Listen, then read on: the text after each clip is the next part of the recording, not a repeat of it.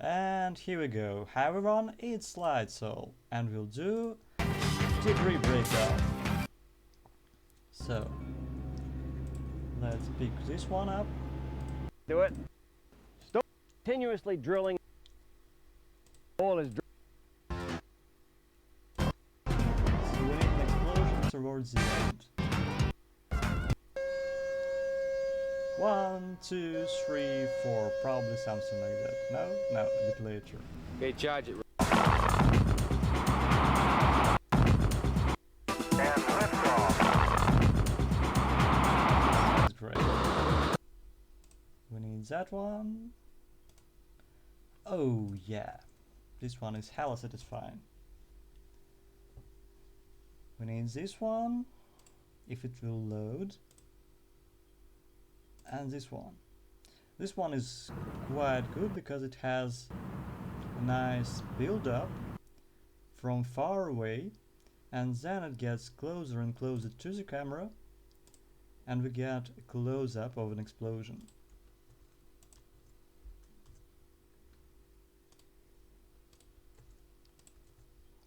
No problem.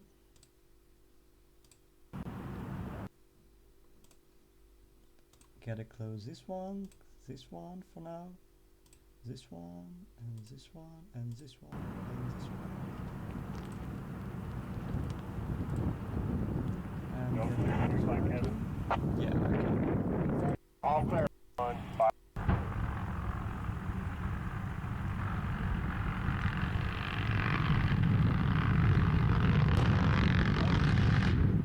Yeah, this is hella satisfying.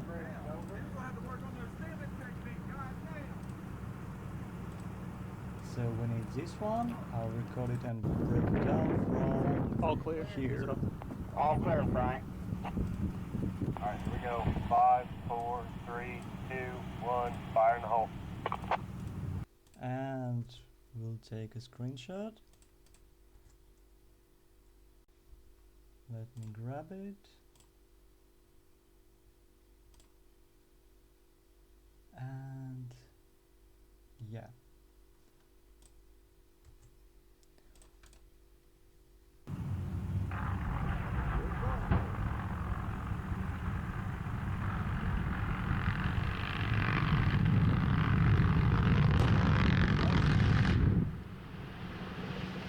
Hella satisfying.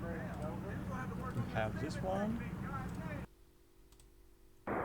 This one probably a bit later. It's very big. It's very huge. And it's very satisfying. These are for explosions mostly. So let's go to that. We'll leave that for a bit later. And this is another angle of the same pipeline blasting. Greg, give me a shot.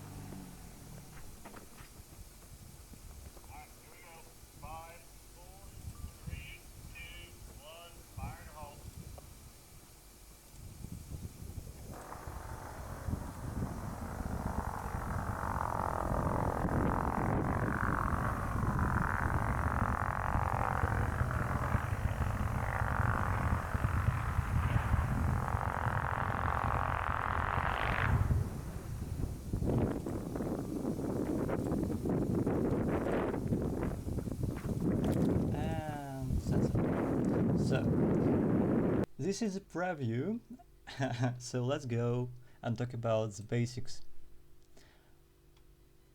Let me switch windows here, and here we go. So, first let's start off with something quite simple. And for that one I probably pick a small animation like this. This is a simulation in Houdini that shows us that we have a ball shooting through the wall and it's breaking it into particles. The funny thing is that you can see that it has some weight, but it doesn't have a lot of weight, because the impact isn't it's shown very quickly. We don't have a lot of anticipation on the wall, and we don't have a camera shake or anything like that. So in animation we can basically take this and improve the timing, improve the spacing, and make it way more dynamic. For now, let's go over the references. Why don't you work? So, this one.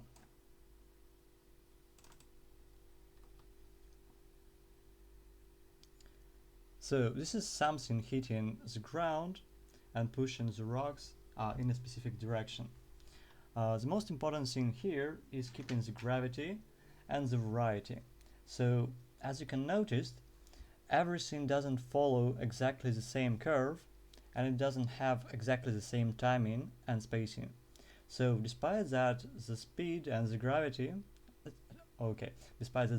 affects every object evenly, because of the differences in sizes, in the time of impact and all that stuff, we have a variety of sizes, a variety of speeds, a variety in arcs, and all that stuff. Style, okay, what's happening there? Let me change it up a little bit.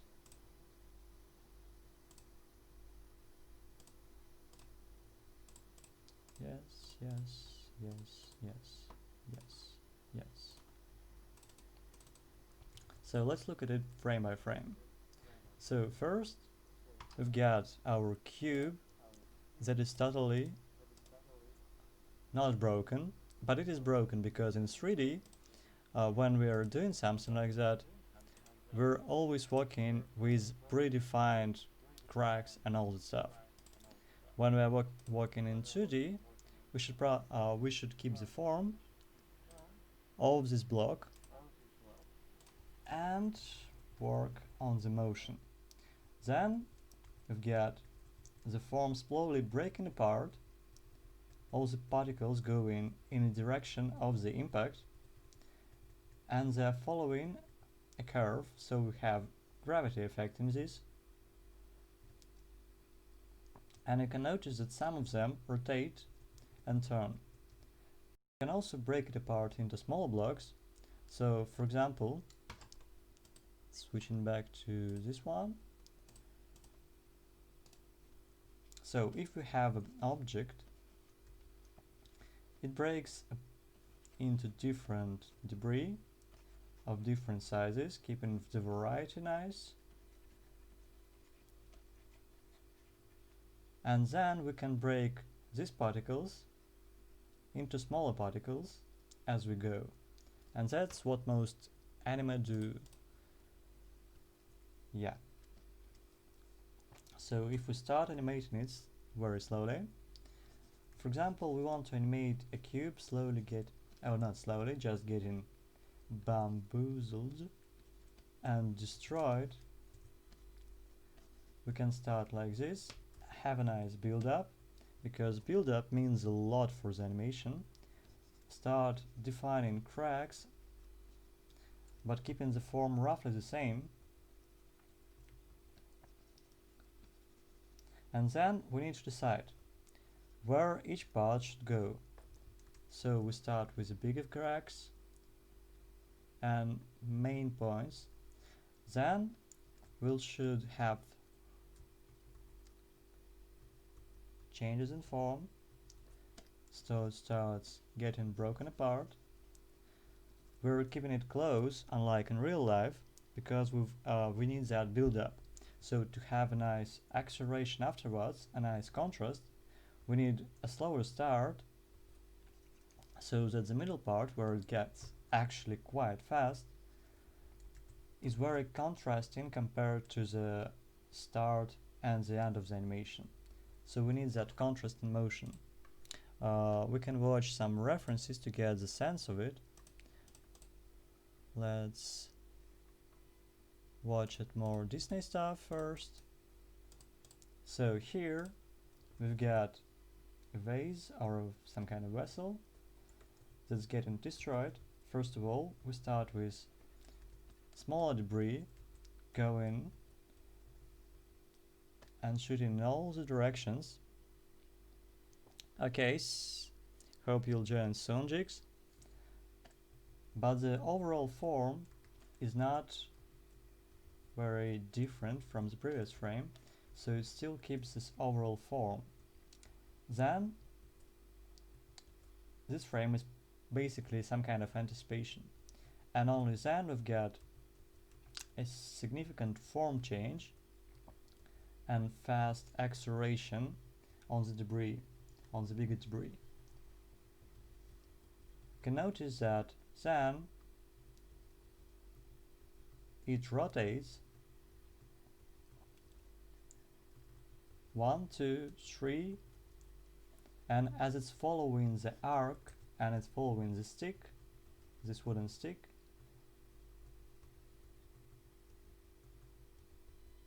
you can see that it keeps rotating in that direction and the stick keeps pushing it, and only then it gets away while keeping the rotation, and you can notice that it decelerates towards the top, so it has this kind of arc. It slows down towards the top and then accelerates towards the bottom, so we are keeping the gravity. Slow down, accelerate. So if I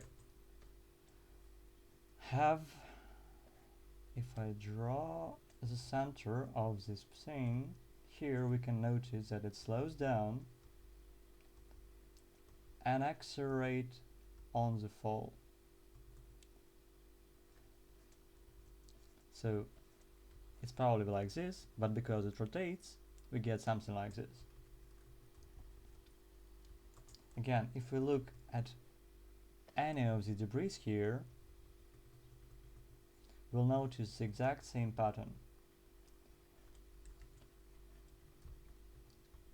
So this stick is pushing in this direction, therefore this part rotates in the opposite direction and accelerates towards the ground. So we've got acceleration towards the ground. It hits the ground and it settles. So nice settling animation. Yeah, I'm recording the stream. Everything's okay. So we have a nice settling animation. So it doesn't just stop in one place, in one spot. It goes, hits the ground, the other part hits the ground, this part settles a bit, turns towards us, turns away from us, turns away from us even more, and only then it stops. So it's very important, because if an object just falls and stops, it will look very unnatural. So if we animate something like another debris that goes here, here, for example, start this, goes acceleration, acceleration, acceleration, acceleration, acceleration, stop. So if we do that, it will be very strange, because it lost all the energy instantly. But if we add a nice settling animation, where the debris actually settles a bit,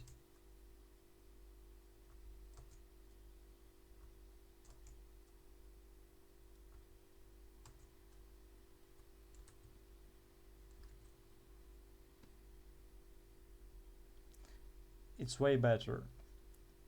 I guess it's a little bit hard to notice, but here we go. 1, 2, 3. So settling is very important if an object hits the ground while still preserving energy. So don't you just stop. Don't you dare to just stop your objects when they hit the ground. To be an effects animator, you have to be swift as the Carson River. Yes, yes, yes, totally. Okay. So the same principle applies here. So if we break it into parts, okay, one frame, we can start breaking it into smaller particles. Don't forget about the volume.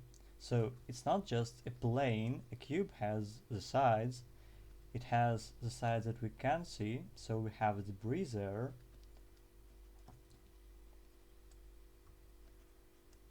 We have a smaller debris that accelerate way more quickly, and heavy debris that accelerate slower. So for example, to accelerate something quite big, you need a lot of time and a lot of energy. That's why smaller particles will accelerate faster in an explosion, and they will shoot in all directions faster than bigger ones, because they take way less time to accelerate than huge particles. So even if the gravity affects all the particles in the same way while they're falling, on the impact, when something explodes, everything is not affected in the same way. So smaller particles accelerate faster, heavier particles accelerate slower.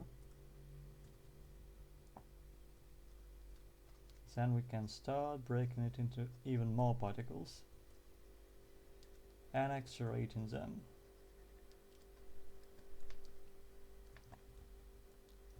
So depending on the style of animation, you can just stop animating them at some point, slow it down, or animate it till the very end, until the particles fall off screen.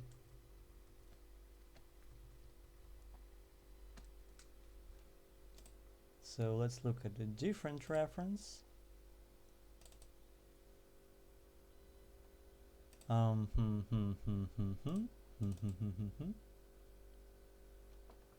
Which one to choose?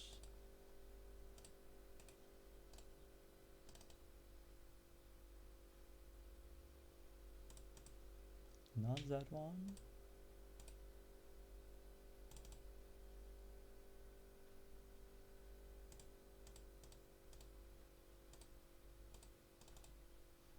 Now just look at this one while I'm looking for the next one to show the principle.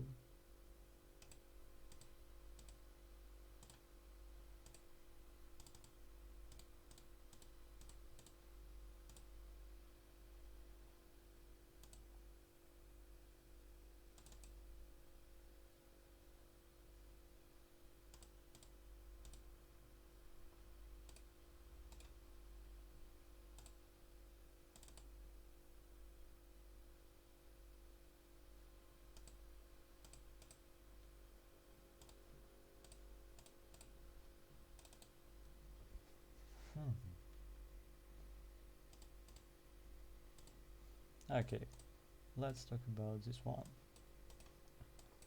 So from My Hero Academia,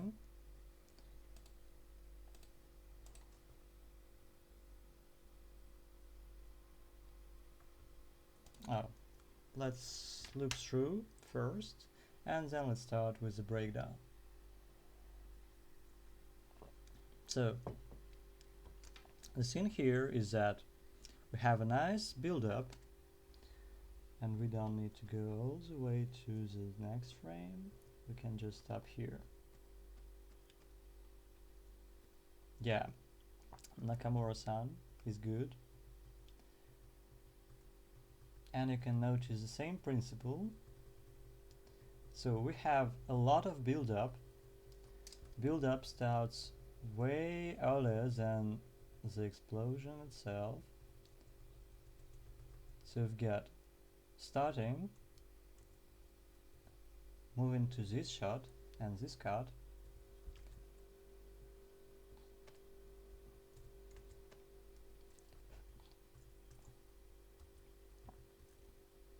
energy hits the building, changes its form, changes form again and cuts through the building. And again, we've got a significant form change, so we've got a very contained directional force. Then it expands even more and goes through the building, and then it collapses and shrinks, and that basically means that this mass goes in that direction and becomes this mass. Then becomes even thinner, thinner and thinner and thinner. Then we've got a new mass, so it's almost pulls out of the building. Well, essentially it pulls out of the building, and pulls in a little bit. Expand to the sides, slow down, rapidly change form, get a slow down again, change form, and then it encompasses all the building and goes inside. Then we've got build up, change the form, slowly start changing the form and breaking it apart. As you see, we keep the form contained and just break it into particles for now. Then we have an action frame, impact frame, and then we rapidly change the form and slow down the particles. So basically we just start them animating very slowly. So we don't almost have a debris animation here, but we have a build up and we have a payoff. And instead of animating debris, we just use changing the form at the beginning and the impact frame, and that works as well, and it works wonders because we have a proper build up. Yeah, it's very efficient and it's very clever because it helps us portray a very difficult, a very epic animation with a lot of detail, while never really animating all that detail and just keeping the bigger shapes and bigger forms. And it works because we have a nice build up at the beginning and a nice payoff.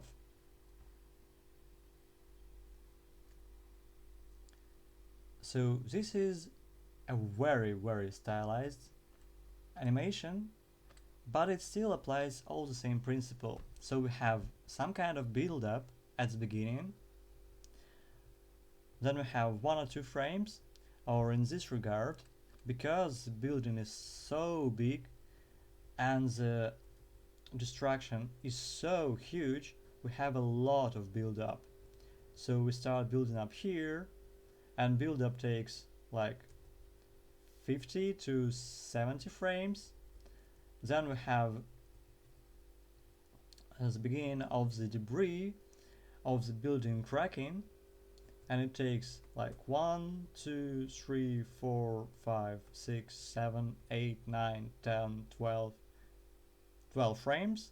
This is basically the animation of it breaking apart, and this is the animation of the debris settling and flying in all directions. So we can do exactly the same, or we can do more true-to-life examples, add in rotation and all that stuff.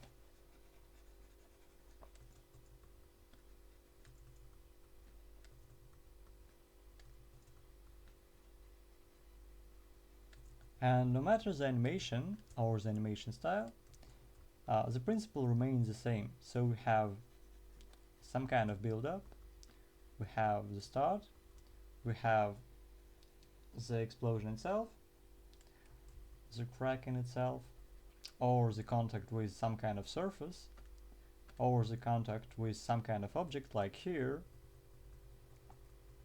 So we have a contact, essentially build up, only 2 frames here essentially, then we have the debris flying off, and then we have the debris settling.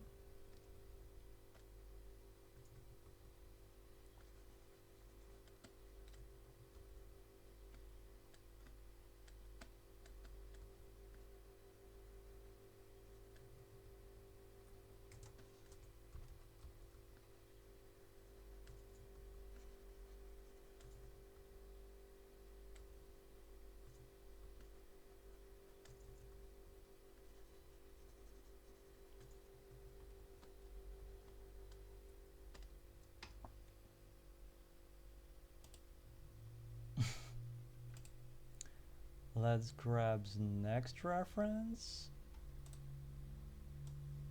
This one. Yeah, debris. Essentially, debris itself is quite easy to animate. It's just you should come up with an interesting animation first, and animating debris itself is not very hard. It's just all about how to shoot it, how to come up with a shot that looks interesting in terms of composition, in terms of timing, because debris itself in terms of animation is quite boring. It's just how you use it.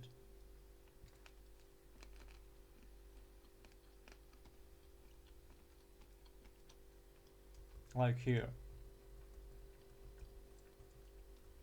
It's literally just cubes flying up in the air and slowing down.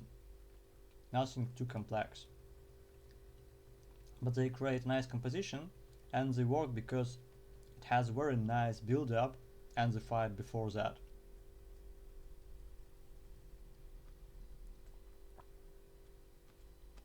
You can even just, I don't know, animate 3 or 4 frames and just use the hold. What is that scene that rises with the debris? Dust, essentially. So when you're destroying an object, like we were seeing the explosions and ground explosions higher in the chat a little bit earlier, there is a lot of dust and smaller particles. So here, okay, this one. So you can look at that video, and that is essentially just dust flying up in the air. So if you're making an explosion on the ground or below the ground, you'll have a lot of dust, and you probably wouldn't see most of the debris, as most of the debris will be in the dust, and only the parts shooting from below the surface and from the dust will be visible. So there'll be a huge dust explosion and the debris.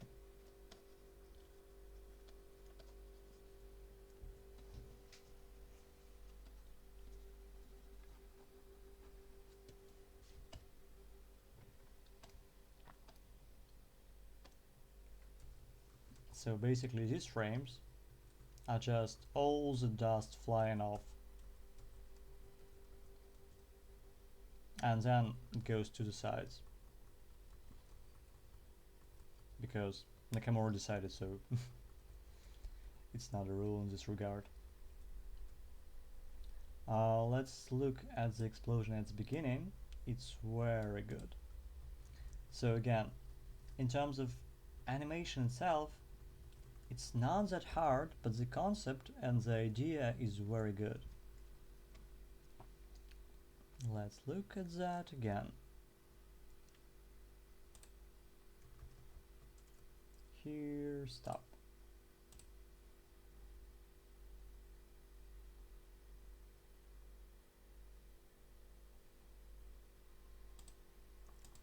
That's it. Again.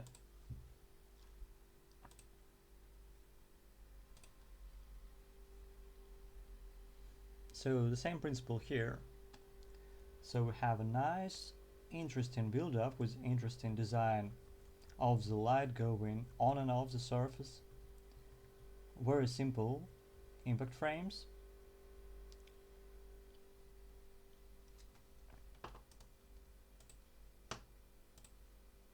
Very simple impact frame, black screen, white screen.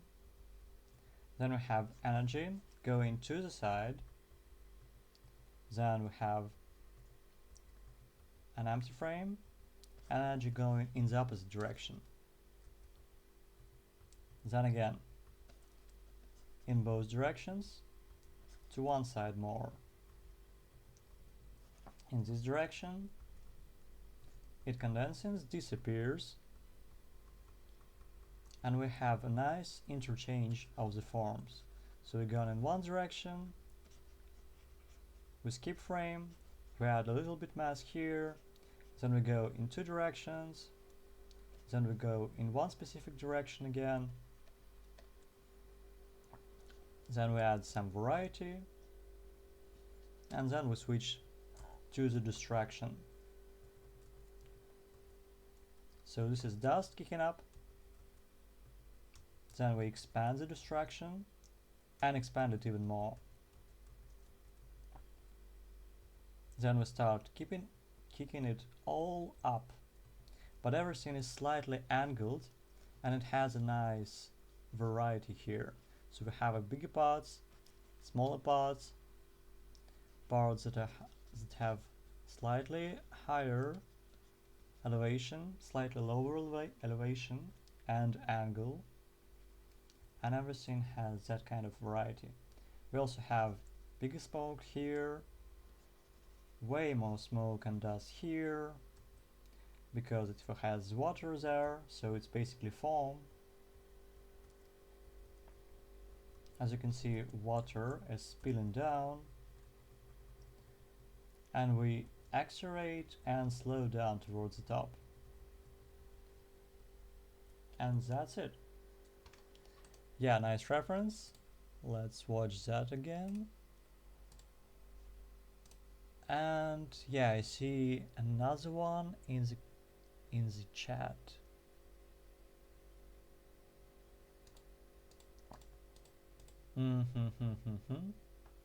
There's not much about debris here, but let's look at that one too.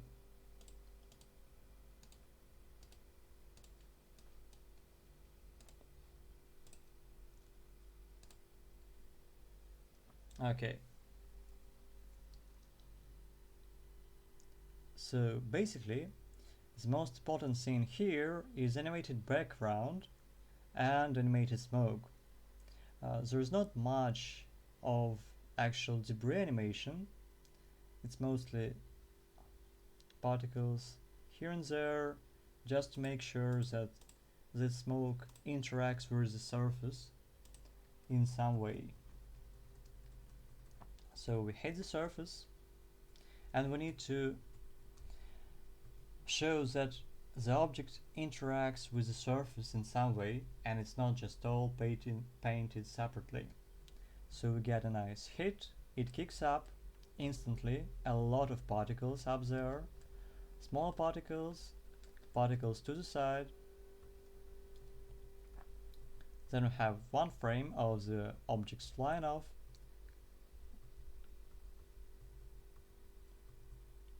and then as the camera pulls in this direction and we track the character, then the point of contact should go towards the right, because the object moves to the left. Then we just expand these particles, move them a little higher, expand the distraction here, let the objects fly off, and go out of the camera. Hi Delagro. We are doing an effects breakdown. And basically, objects just keep rotating in the air while actually not moving, which is not entirely right, but it shows us that it kicks up some particles, some debris in the air, and then it shoots them towards the camera suddenly, just to add some depth.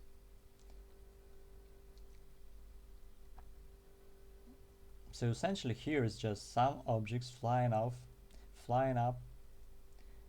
There's not much about it to break down, aside from very good smoke animation and quite nice impact.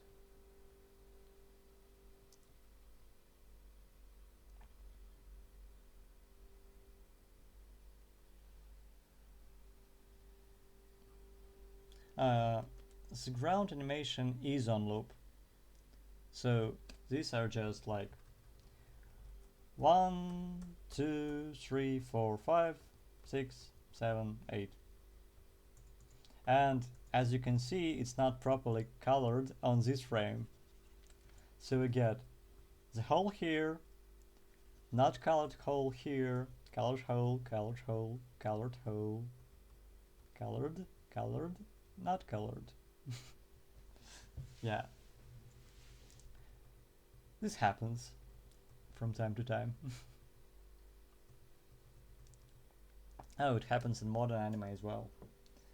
It's just most of the time it's subtle and you don't pay much of attention to that.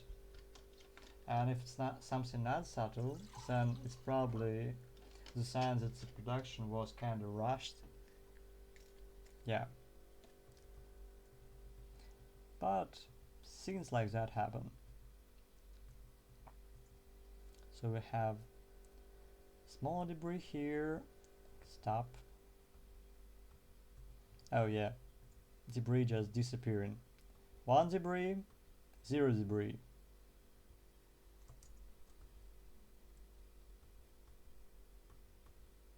Start with the debris, go with the debris goes here, goes here, goes here.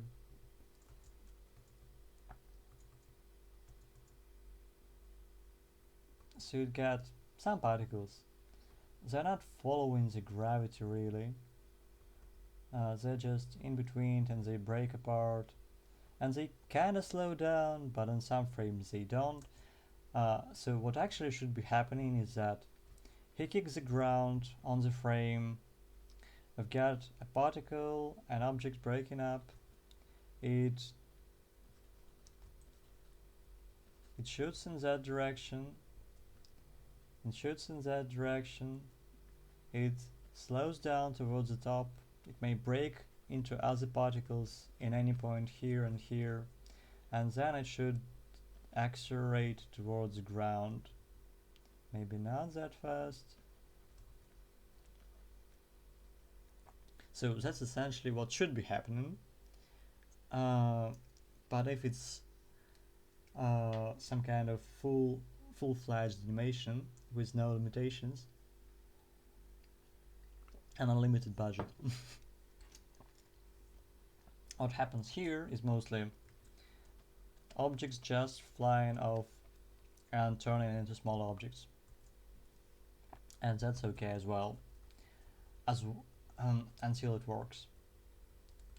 While it works, if it works fine, then it's fine. Even if it's not entirely right. Because who cares about right and wrong when you have a day or two to have the rough animation done, and then a week or something like that to finish off everything.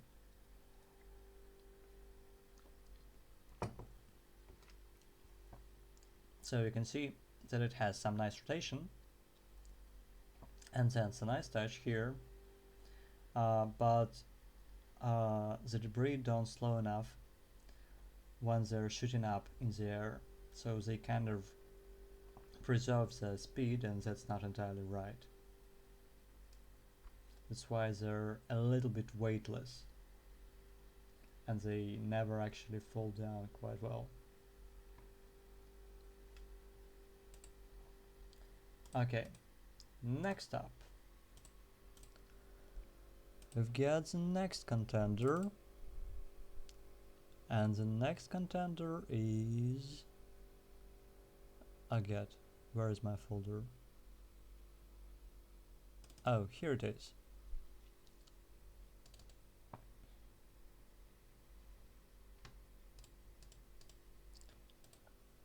Oh yeah, we have some EVA stuff.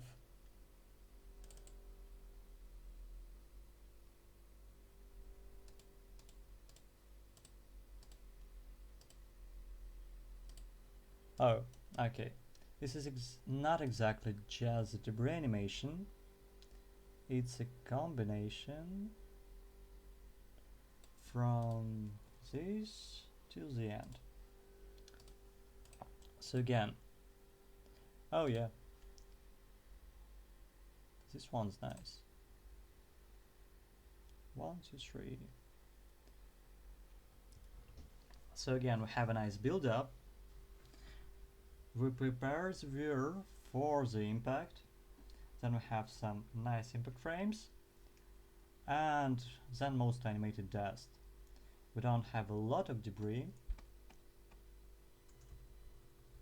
but we add the indication that there was a lot of stuff going on. So again, let's break it down. So we've got the hit. He hits the surface. It's a slow-mo. Then we get all the scene lighten up from this point. And it's on ones. Yay. 1, 2, 3, 4, 5.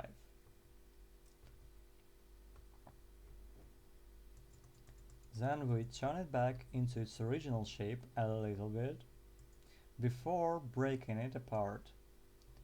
So it adds a little bit contrast, even more contrast to the animation and to the motion. So we've got the hit transmitting energy through the wall on ones. 1, 2, 3, all lighten up. 5.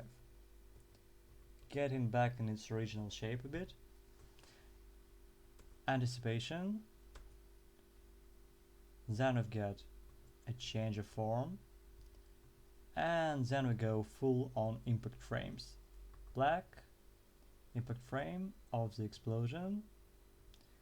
All the particles flying through the camera, and then we mostly animate dust. We've got some animation of the particles of the debris, this debris going towards the camera in an arch, but mostly it's smoke animation. So we see that the smoke goes towards the right, and it's animated very economically and quite fast. So we got this form, and there's a gap, a hole here. Then we make the change, and the hole takes all the way here, and this one expands and goes towards the right. So this one goes here, and this one essentially goes here. Then again we switch back again, decrease the amount of dust.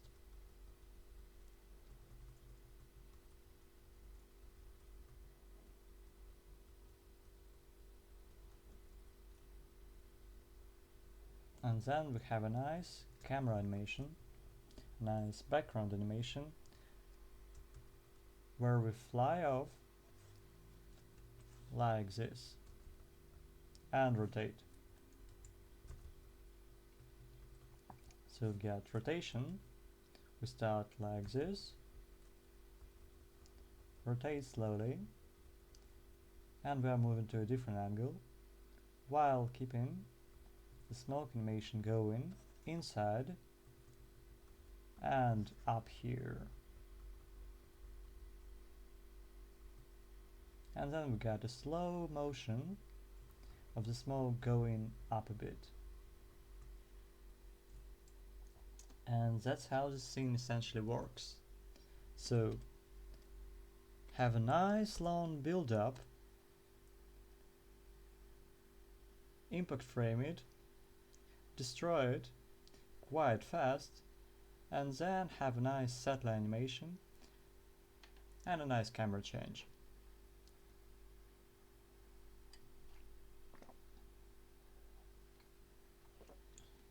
Again, building up is very important, because if you don't build up, especially for a very big explosion or a very big debris animation, it won't have much of an impact. And then you've got to animate the payoff, a slower motion that goes after the explosion. And that way it will look impactful, heavy, interesting, and all that stuff.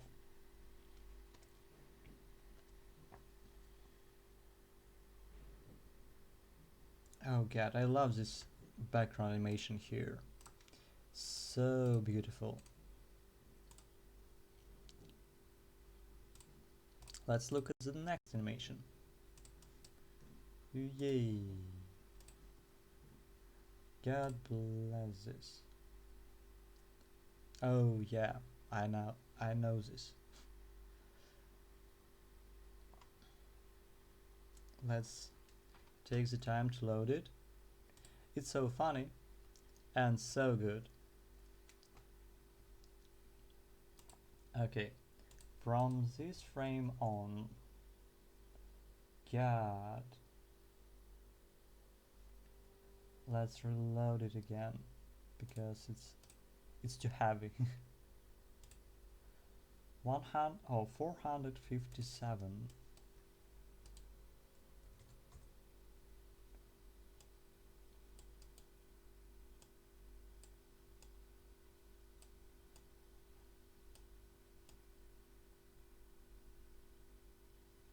Till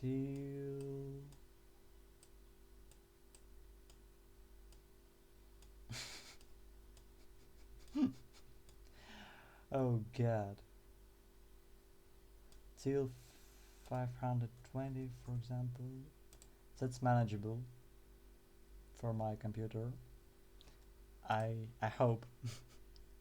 Yeah, he's a laggy boy because he tries to cache 700 frames at once, and that's not the easiest thing to do. Totally not. So we have a nice background animation here. We have a nice background cycle. Let's count the frames just for fun. Yeah, one frame.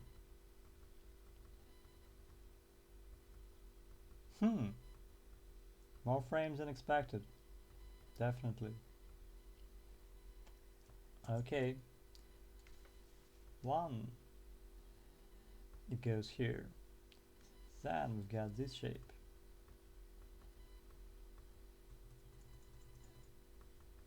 And this shape does not repeat.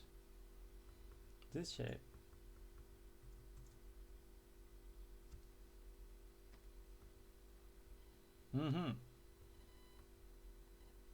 And yeah, that's its shape. Not bad.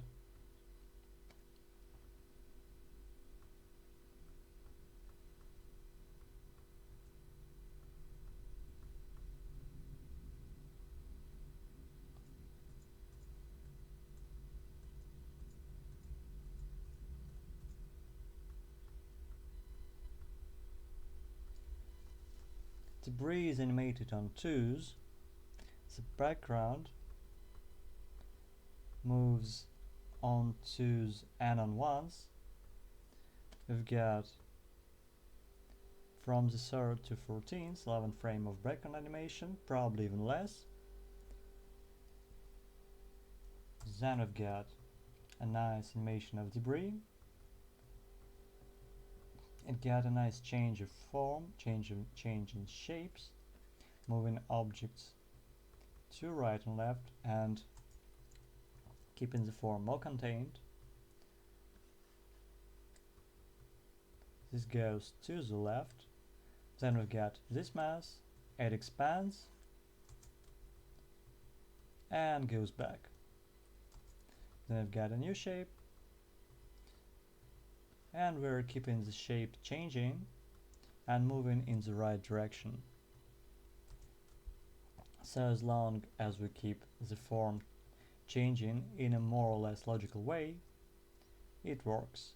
For example, this crack becomes a bigger mass, and this mass basically goes a little bit to the left,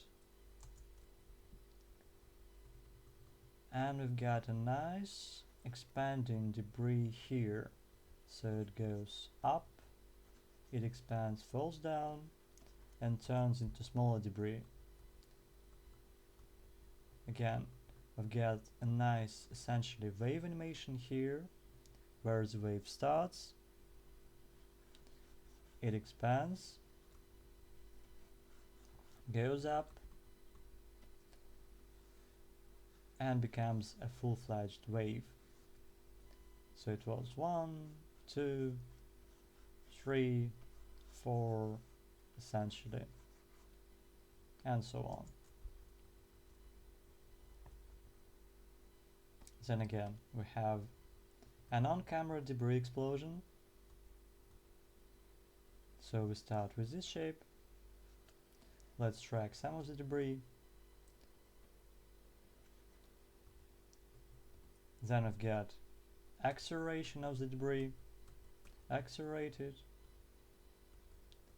and we slow it down at the top essentially, and let it fall. And slow it down towards the end to make slow-mo essentially. Let's look at that again.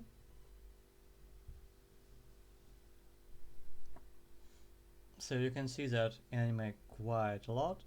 So instead of animating it towards the end completely and accelerating it on the fall, we go into slow-mo and show whatever the action is happening.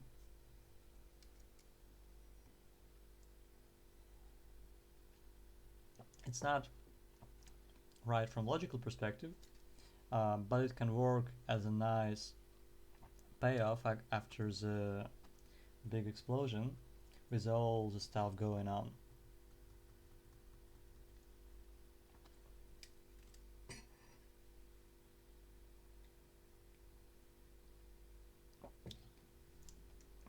For example, it looks right on these particles as they're reaching their highest points. It looks wrong on this particle because it falls and it already is below its highest point, so therefore it should accelerate, but it moves almost at the same speed and to the side. But that's just one thing to keep in mind.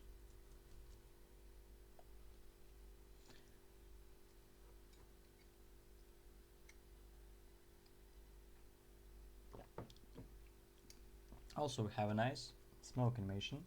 So we've got a faster motion at the start. So we've got kickoff, acceleration, deceleration start, deceleration continue. It's not even, so we've got some parts that are moving a little bit more quickly and slow down a little bit more gradually. And the main mass is decelerating more quickly. Okay, next up.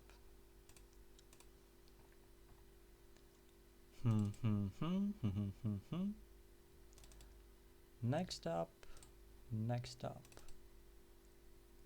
Is this the one or is it not? Oh yeah, let's break down Nakamura's scene with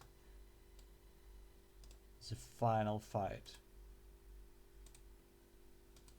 So let's start with the first scene here and the Full Metal Alchemist scene.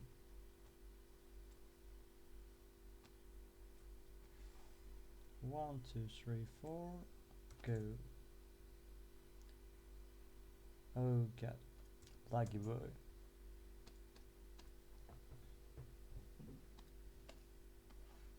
Again, we've got a build up. Laser hits the surface, melts some of it, it moves slowly, slowly, slowing down, and this is the build up. So we've got 1, 2, 3, 4, 5, 6, 7, 8, 9, 9, 10, 11, 12. So we've got 12 frames of build up on 2s. Then everything breaks into particles. We keep the same frame and add camera shake. And then we add a slow follow through on the blocks, and they keep moving into all various directions but mostly towards the left side of the screen. Slowing down, and then we have the next animation. So again, what really shows the impact is the build up, then rapid acceleration, slow motion on the debris flying off, and the camera shake. Again, we have a nice variation of shapes, and we show that it's three-dimensional. Yeah, Full Metal Alchemist scene. This one is top notch. We need the parts here.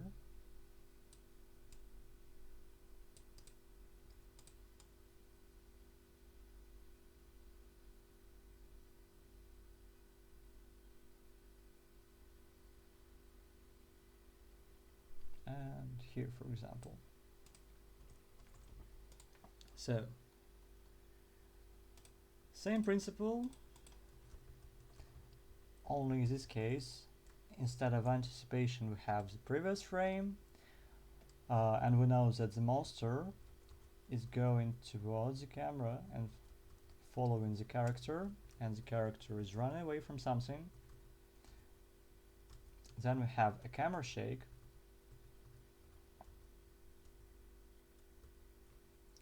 We have a rapid change, a giant change of form, and a slowdown on the bigger blocks. So it slows down even more, and starts falling down slowly with acceleration. Yeah, Mitsuisu is very good. So again, fast start, following the curve,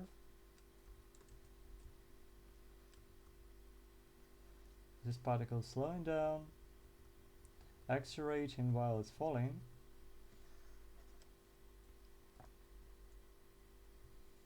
smaller particles shooting in all directions. Oof, Yellowborg, yeah.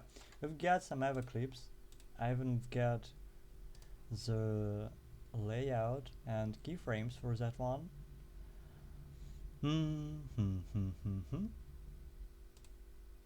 Let's grab that evil stuff. Not that one. Where are you? Not you. Not you. Where the hell is that? It's not here.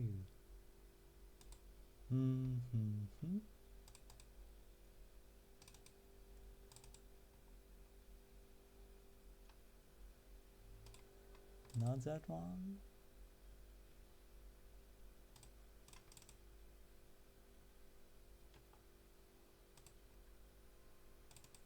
Okay, gonna change and check the different folder.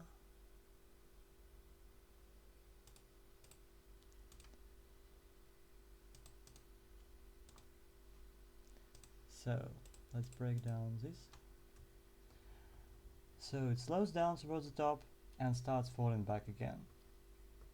So it has essentially the same principle as before. We start the explosion faster, slow down towards the top of the arc, and then it falls down with acceleration. Smaller particles accelerate quickly, and they move faster towards the sides and towards the top. We keep animating the particles as long as we can, as long as we have the budget. And that's possibly it. Slow down, and it should fall down, keeping the arc in motion. and slowly rotating. And let me grab the Mitsuo ISO Java stuff.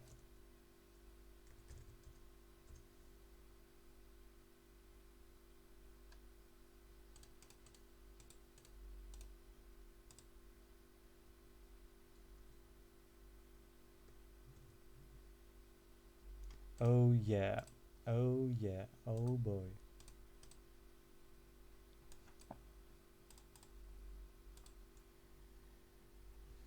Again. Java, Java, Java, Java, yeah. So let's look at that animation. It's quite well done in terms of gravity. We have a subtle animation both on the car and on the falling part of the building. So let's follow that. So we have a building, it's falling down and it's rotating.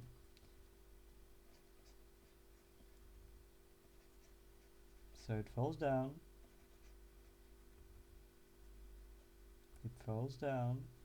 hits the car, goes through the car and pushes it down until it's lost all the momentum. So it basically slides through the roof of the car, then keeps the rotation, goes back, jumps a little bit up in the air while keeping the center of the rotation, slows down at the top, accelerates towards the ground, hits the ground. It doesn't have enough energy to go and make another roll, so it falls back and it should settle down for a while. And a good way to understand how it's moving is to track the center of rotation. So even if you don't see the actual arc here, so you can point it out. If we track the center rotation,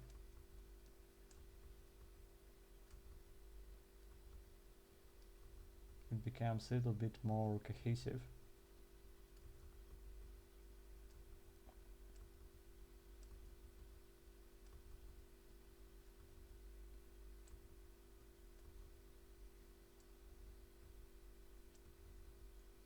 So we have an arc.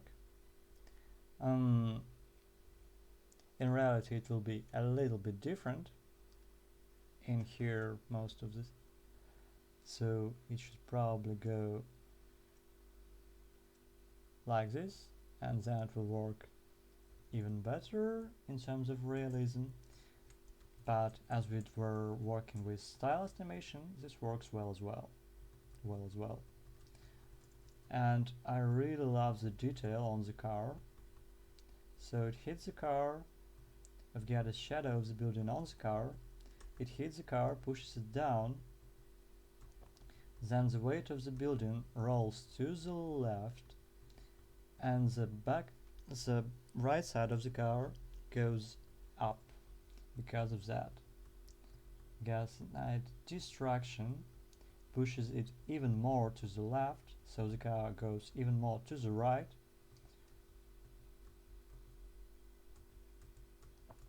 So this is basically squash. The car does a little stretch here, and squash here. And then it has a nice settling animation. The car going right, left, forward, back. And it has a nice follow through on this part. So it goes up, slams on the first frame, goes higher again, slaps again, goes a little bit higher and goes lower. And there's a lot of detail here.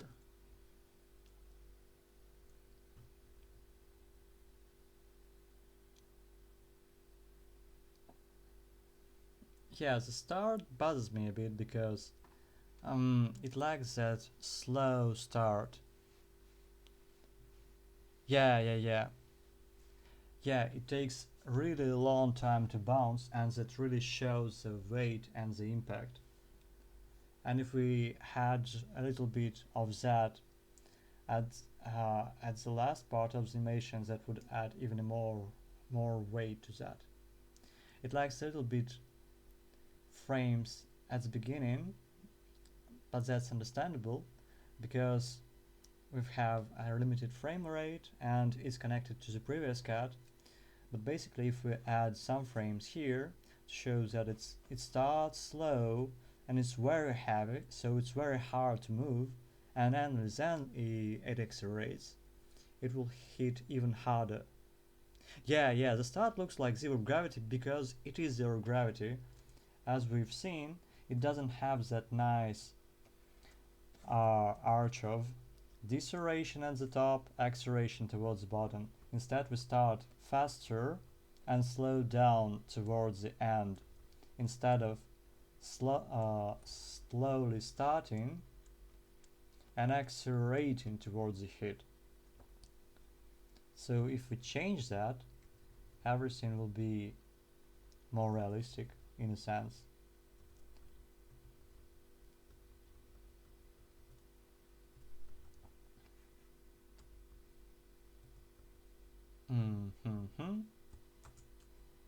Like that. 2 frames.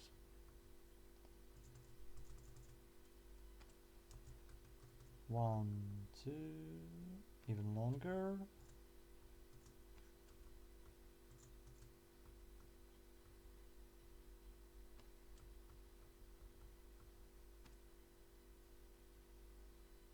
Still not enough, because we need the rotations there as well. Yeah, it will be better if we can add that, so be sure to keep your gravity in check. The next one, oh yeah,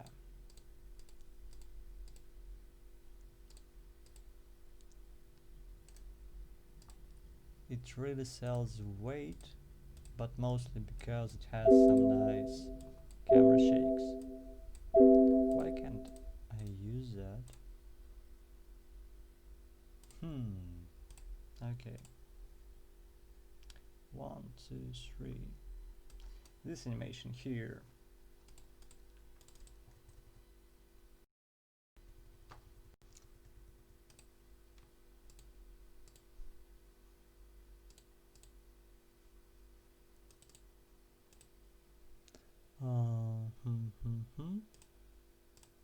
Hope you can see it. And not that. So. Oh, goodbye, cell. Again. An object falling, destroying, fast change, slow down towards the top. And then it should fall faster, but we don't see the fall. And I really like the animation of this weapon flying.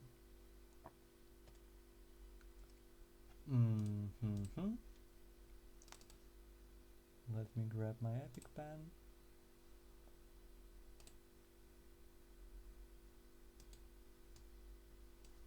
So, let's break that down.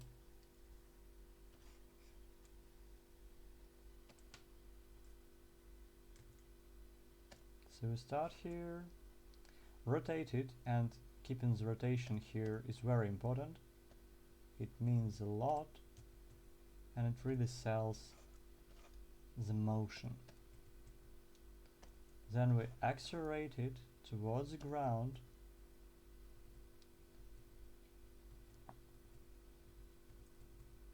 Then it hits with the blade.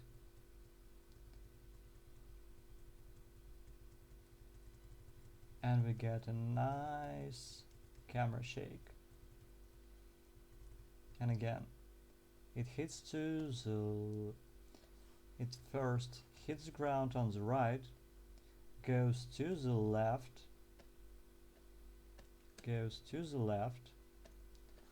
so it's basically a settling down animation, goes all the way up, slows down, goes all the way up,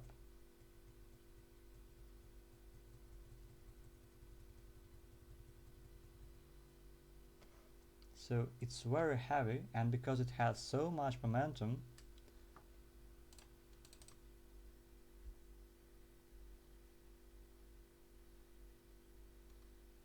that it stands up again. So it is the same with that bullet, giant bullet animation, that it has enough momentum to stand up back.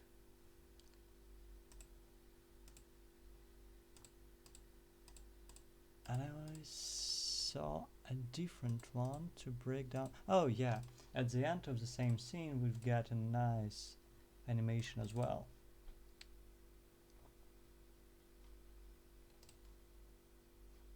Now, yeah, this one. 1, 2, 3, 4.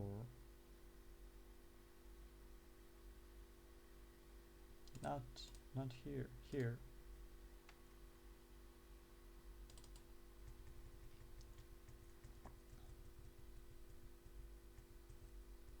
So the momentum is applied, then goes through this mass, and we start accelerating it and breaking it apart. As it falls down and it has a downward arc, then it should accelerate on the fall. So we should see a slower start as it goes a little bit up towards the upper part of the arc, and then it accelerates down. So if we see it frame by frame,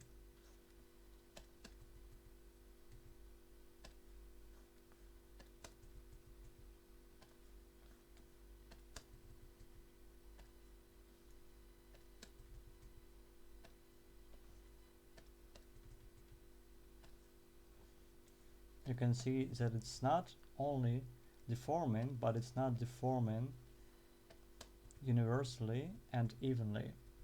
So we've got some kind of acceleration towards the end.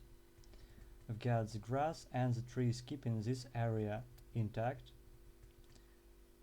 and the lower layers breaking into smaller and bigger particles and having this nice contrast. We also have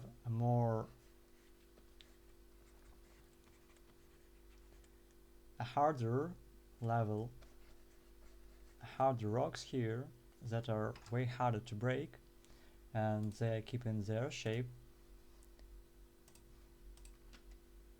and that all creates an illusion of realism. An illusion because it doesn't really break that way in reality, but we keep all the basic principles and applying them in a way that helps to sell that. Okay, so how much time we've spent? It's an hour. I'm gonna take 5-minute break and we'll continue.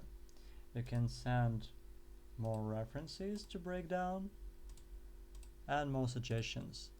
And I guess it's worth giving to try animating some kind of distraction.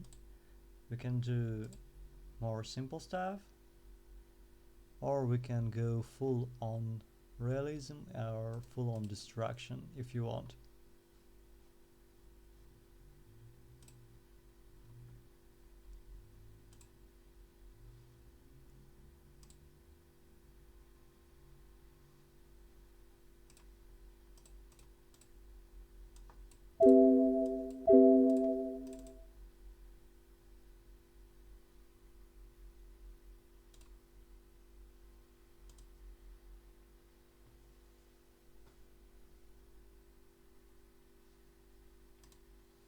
And while we are doing that, I'll just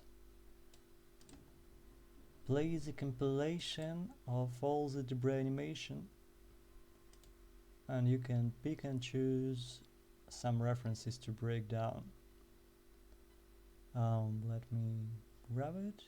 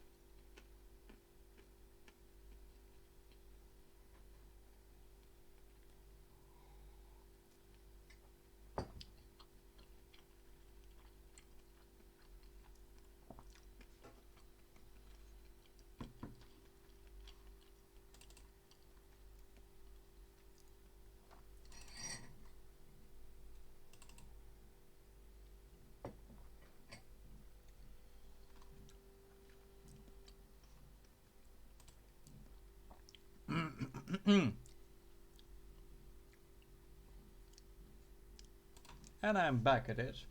So let's continue with the breakdown, and let's start with a shot from Black Rock Shooter, I guess. Yeah, Black Rock Shooter. We don't need you. Be gone.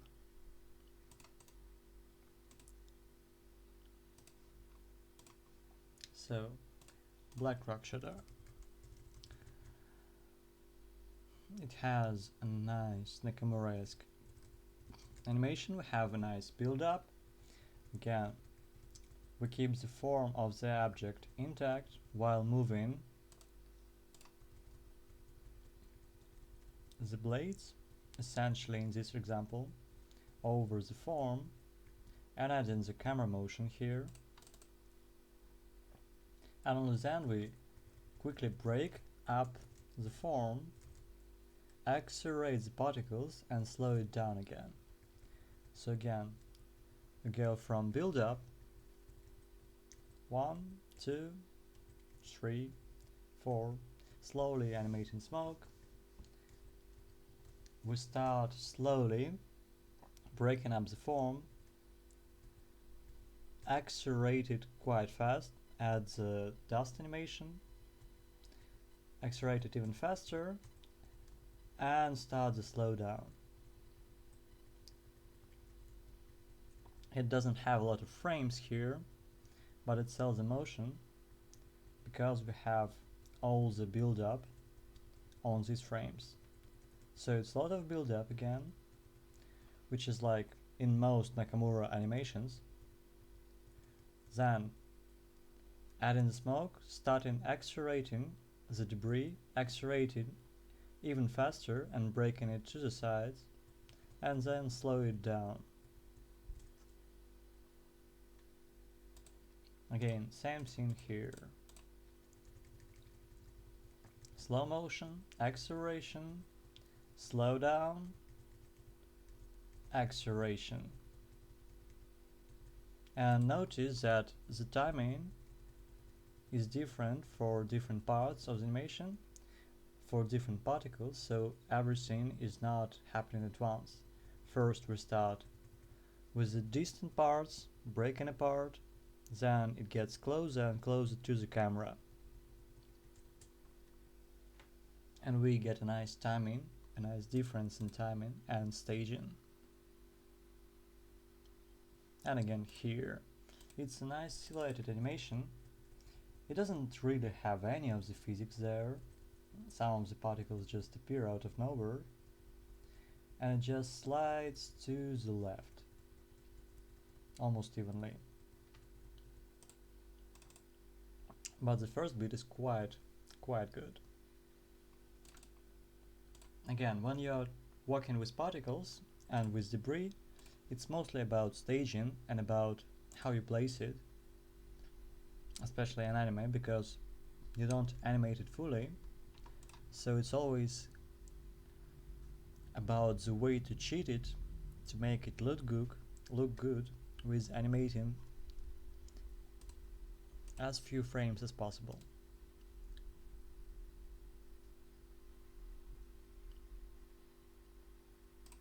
Yeah. Let's break down the next one, and let's try animating something.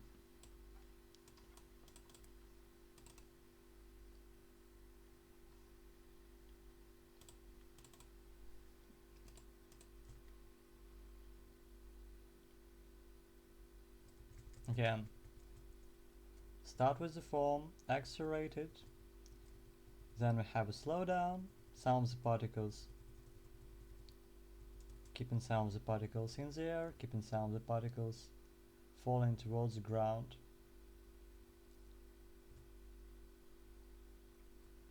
If not for the camera movement, you'd probably notice that most of the particles just stay almost at the same position.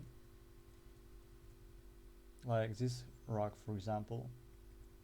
it doesn't slow down properly and it's not exactly animated right. Some particles and some debris animated better, but mostly it works because of the quick form change, a nice contrast, a nice details here and there, and some kind of a slowdown after that.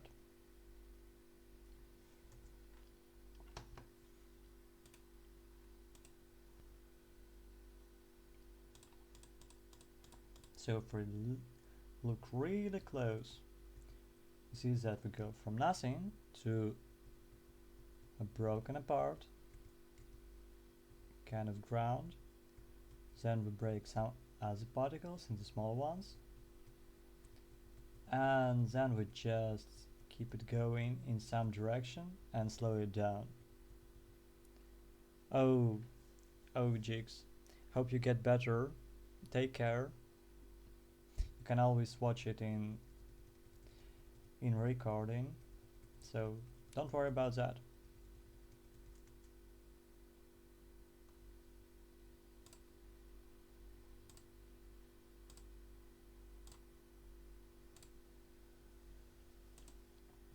So if you if you look really closely, you see that it's kinda just doing nothing after that, except for the rock in the middle, but it falls way too fast. And other stones are just flying or staying at the same position in the air, roughly.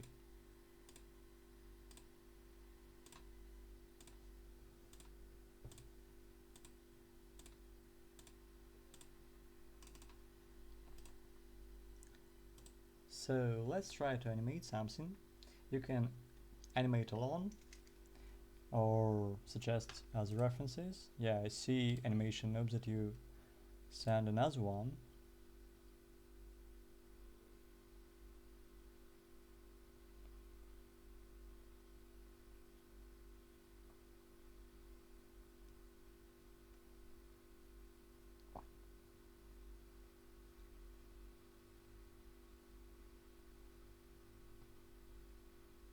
Nice action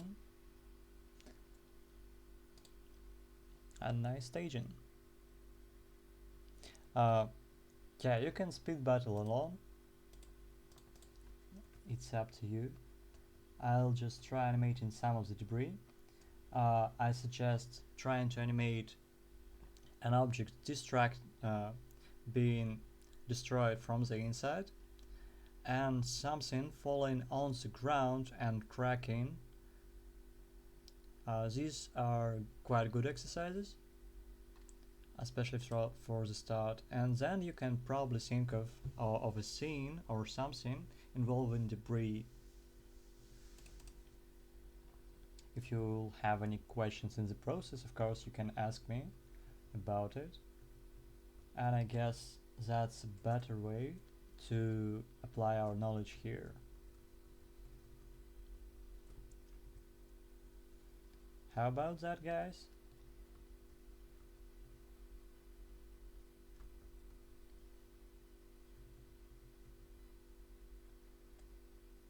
Okay.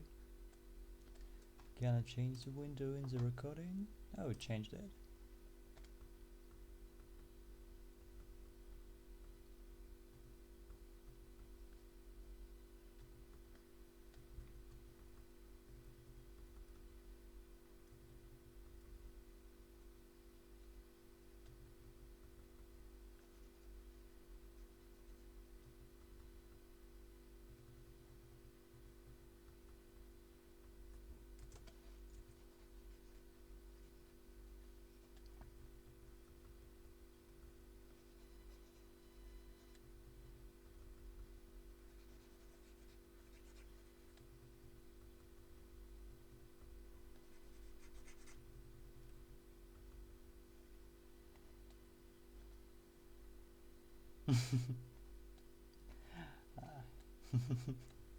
Maybe I'll make a Patreon if I'll have enough content for that.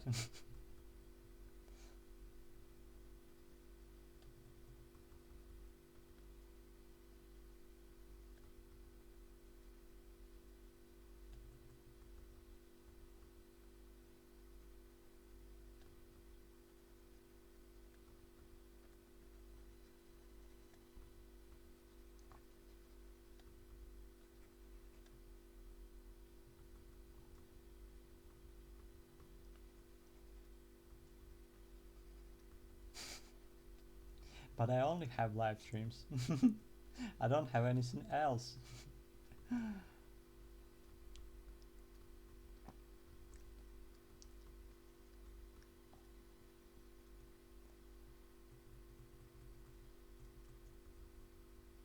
We definitely need this particle going towards the camera.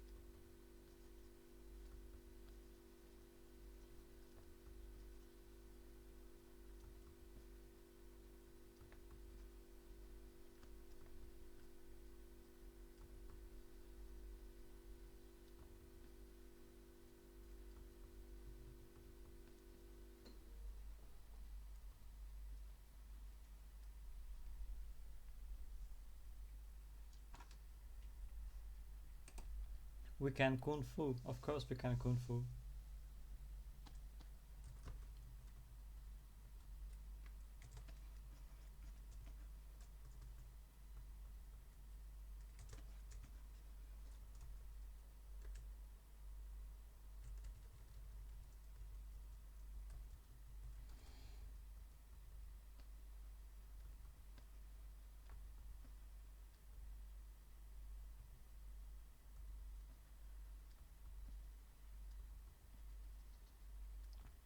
Yeah, sure. A series of debris sounds fine.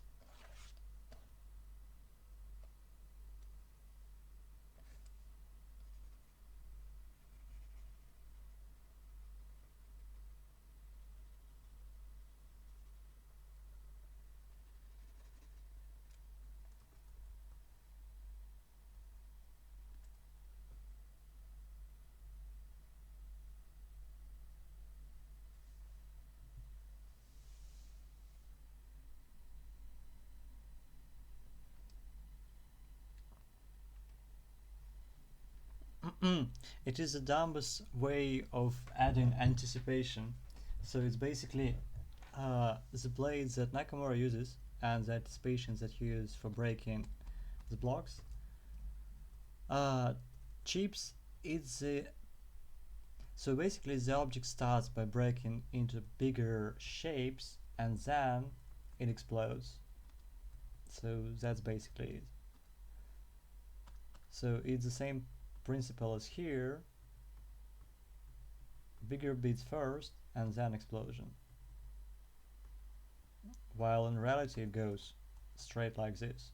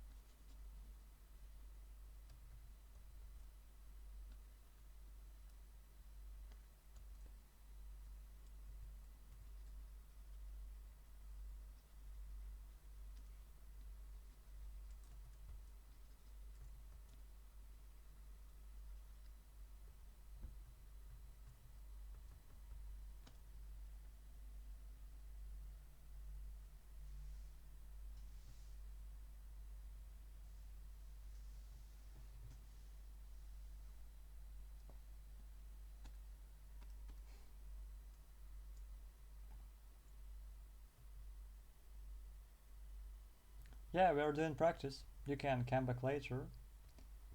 No worries. Do what you need.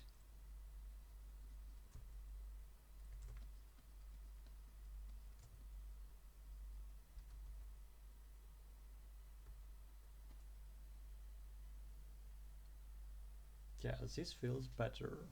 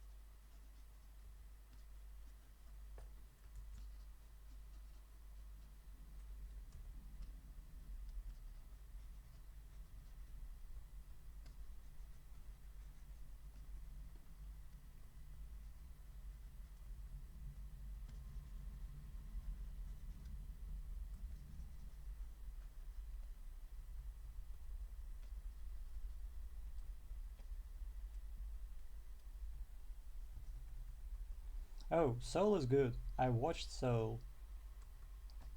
Light Soul watched Soul. And Soul's good.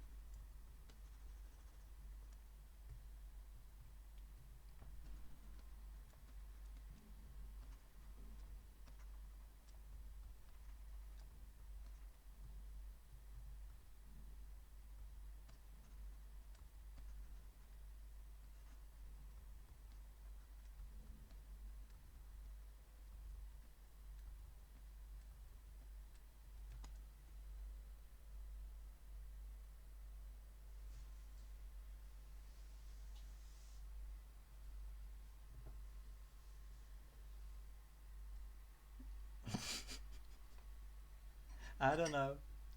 I just don't do anything else.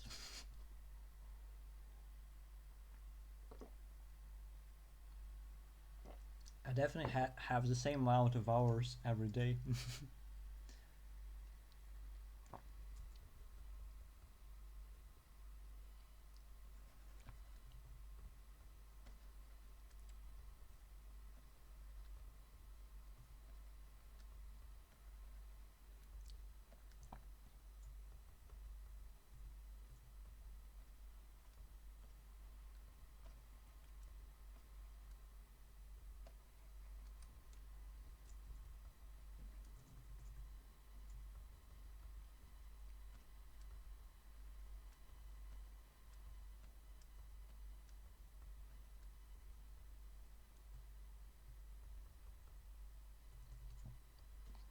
How's that goes?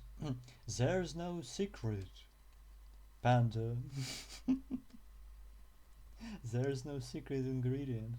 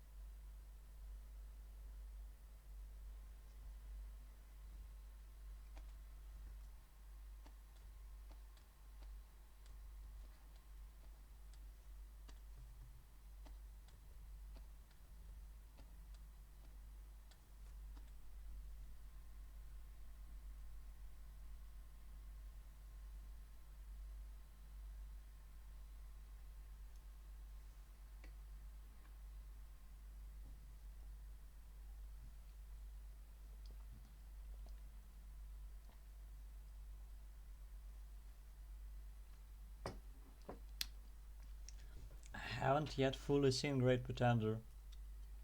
I've seen first episodes, I guess.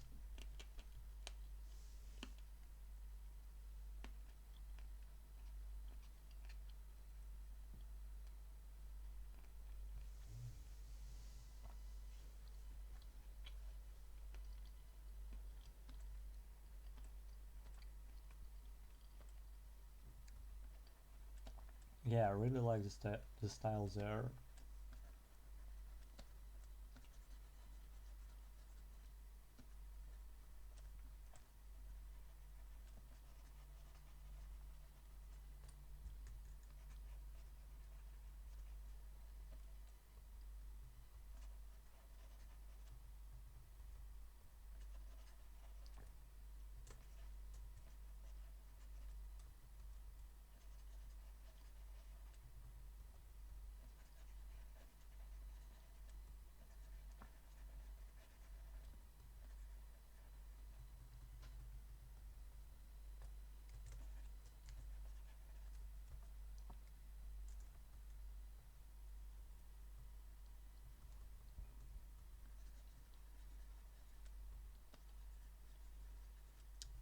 It's very stylish.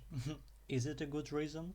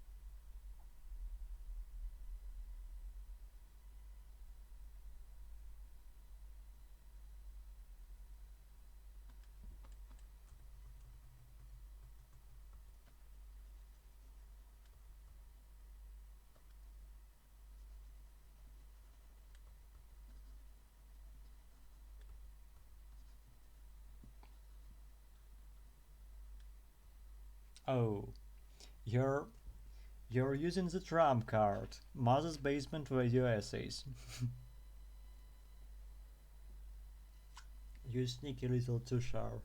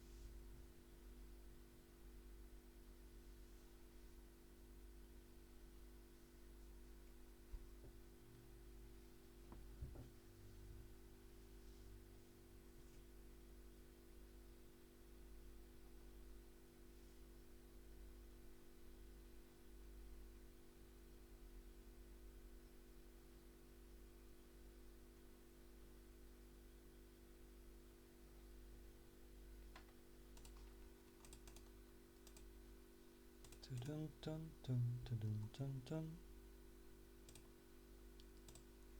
Oh, thanks. Yeah, there were a lot of backgrounds there.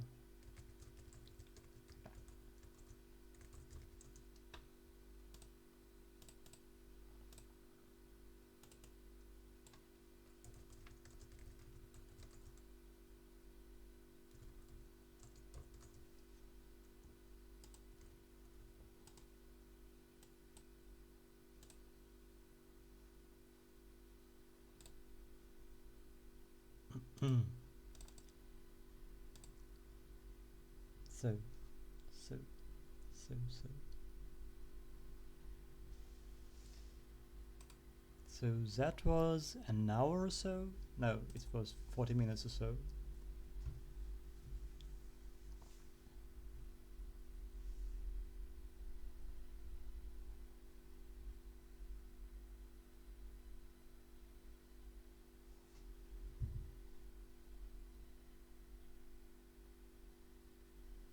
Okay, I'll be waiting for your submissions. So many ways to make it more interesting. Gotta fix that later.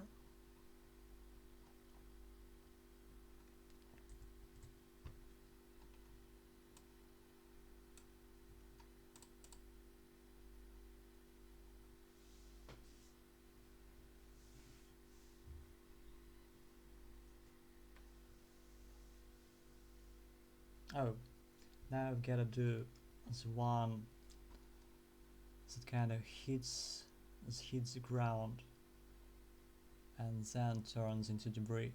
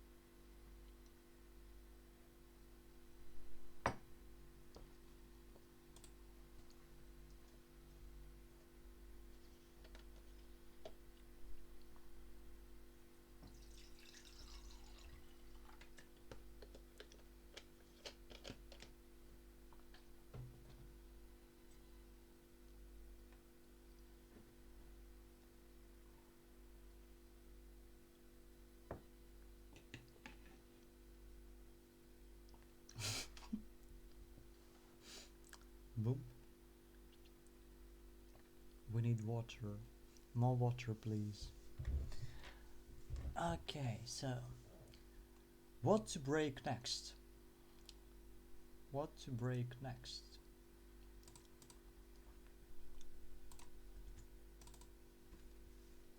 For example,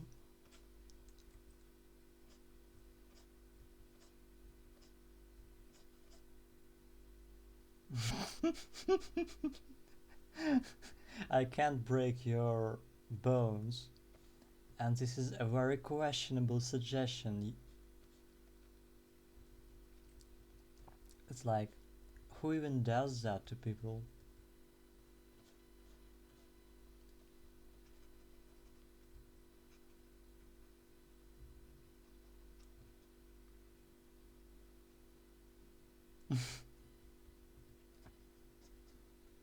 Let's break the cliff with trees.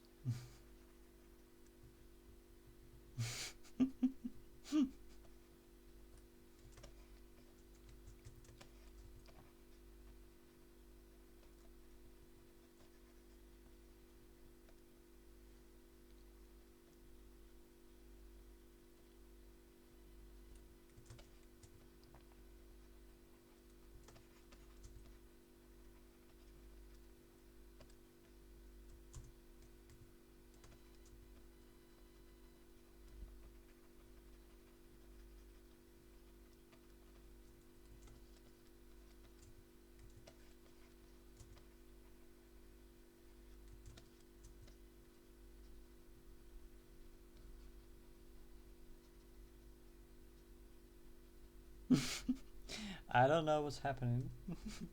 Nobody knows. Probably.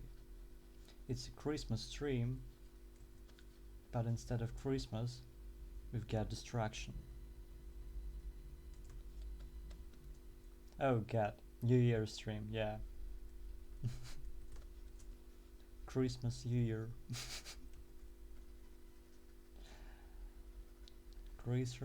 Christmas has already come and passed by, so we only have a New Year in 2 hours, at least in my time zone.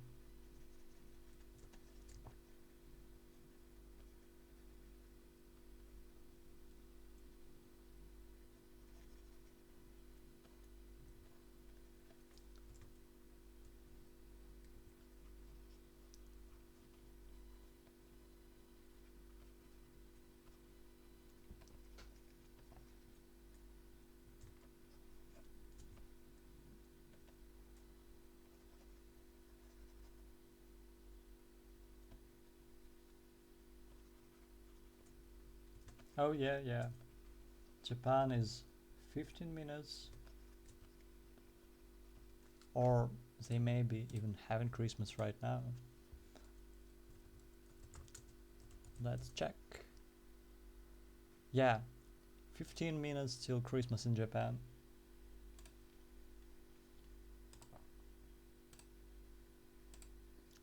And I gotta destroy this hill. Hill distraction magic. What happens when the hill distracts?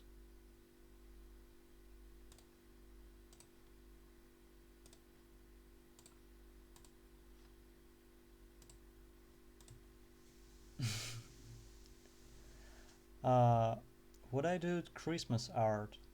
I don't know about that. I'll be doing New Year animation or something like that. I've planned some bits for it, so it's very rough, just like 10 minutes animation or something like that. Just planning all the rough bits without the motion, and it goes something like this. So it's about a present turning into a Christmas tree.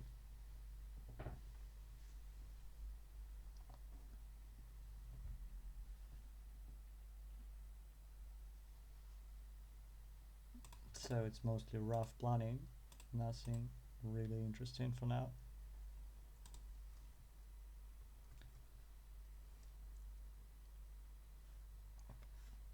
So we've got to destroy that. How are we gonna destroy that? First of all, let's cut this to a new layer.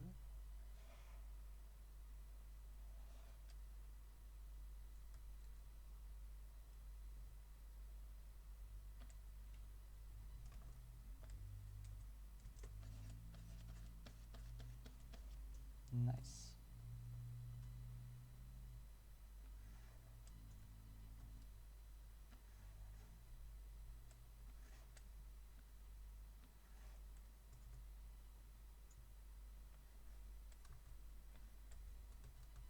So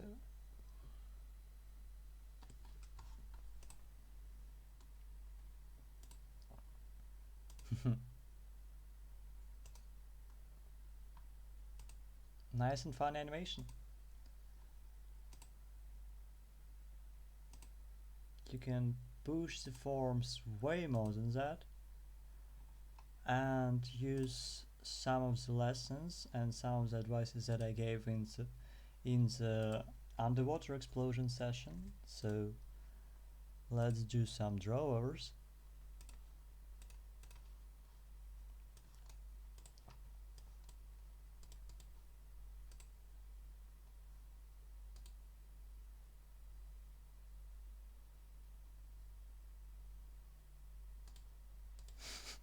I'm not a devil, at least for now.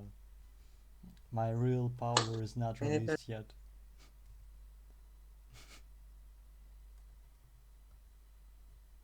Damn.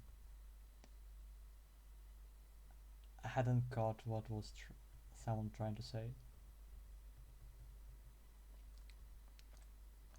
Okay, so let's try Han Langley. If you don't mind, we will be drawing over your animation.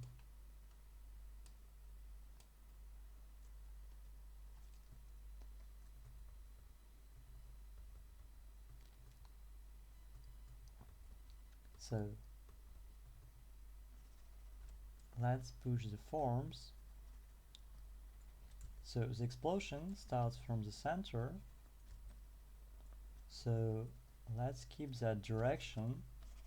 So it starts from the center. So we are keeping that direction. We are keeping the forms quite sharp at the beginning.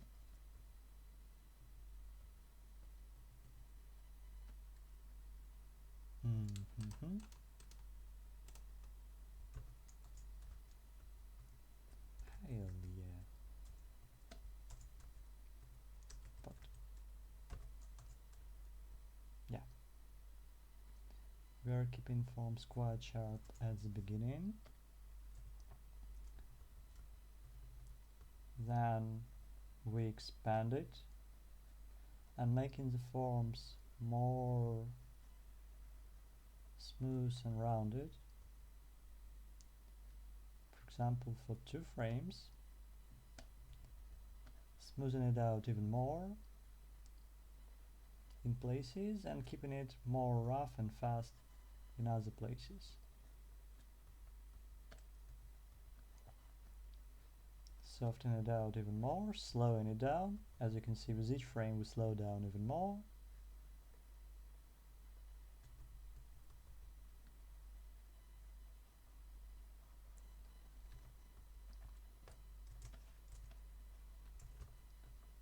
We'll animate shadows later.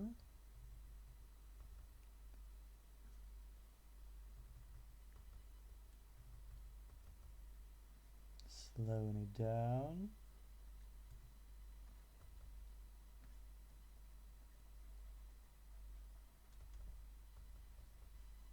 And then we'll start bringing it back again. Oh, okay, you can always watch it later, don't worry. So we're starting to make the forms more pointy again and charging it all towards the center.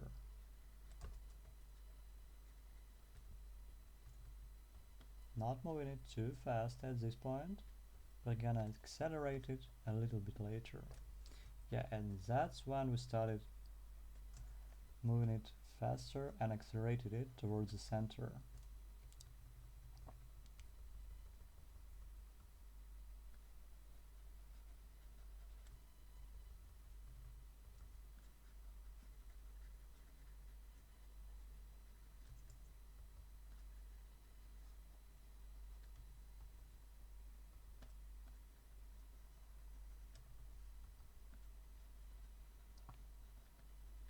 I worked in the worst production possible, so I have the best speed I could to match all that.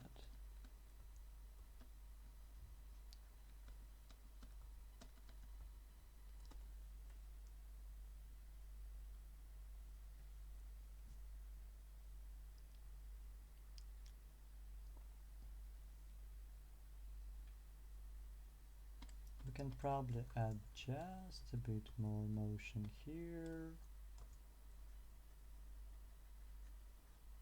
Starting moving to the center in some places and not starting to move at all in some other places to make it more interesting. It's better probably to play with the form a little bit more, as it's a bit too universal and even. Faster in some places, slower in other places.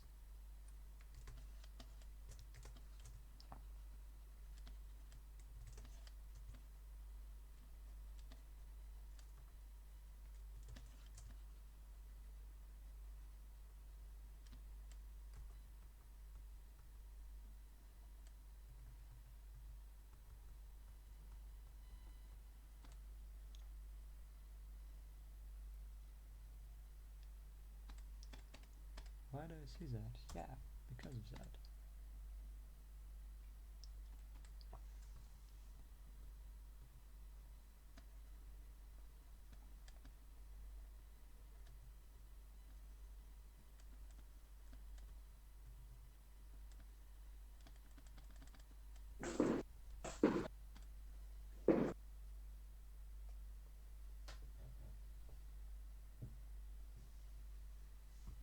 And that way it will be a little bit more interesting. We can play with timing and spacing it even more to make it even more appealing. But that's probably how it goes, generally speaking. On top of that, we can add some shadow shapes to emphasize the volume of the smoke.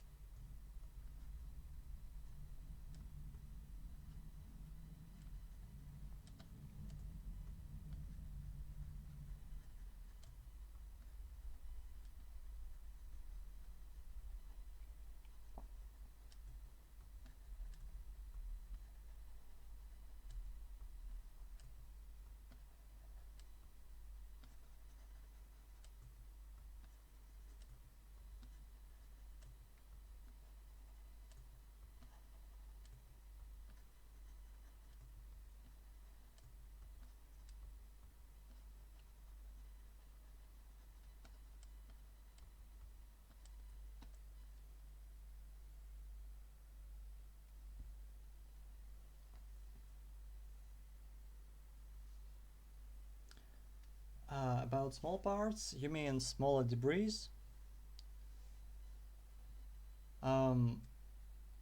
Yeah, so smaller debris are lighter, so generally speaking they accelerate faster in explosion. So if for example we have a bunch of debris, some of them are smaller, some of them are faster, then what you'll probably see is that you have a bunch of smaller debris and they will appear much faster and they will fly and accelerate faster. Then you can, depending on the style of the animation, slow it down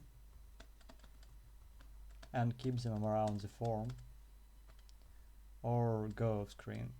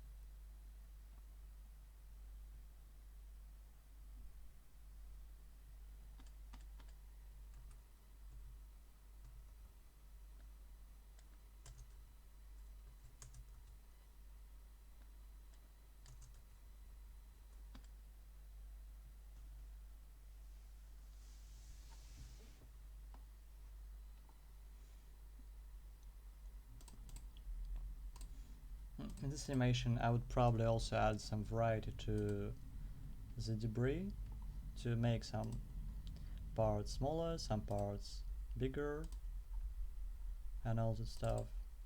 And here I basically only fix some of the forms, not change its overall timing and spacing.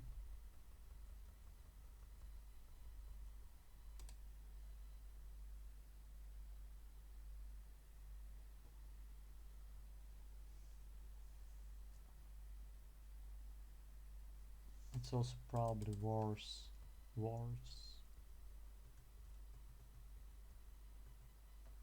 making these slower.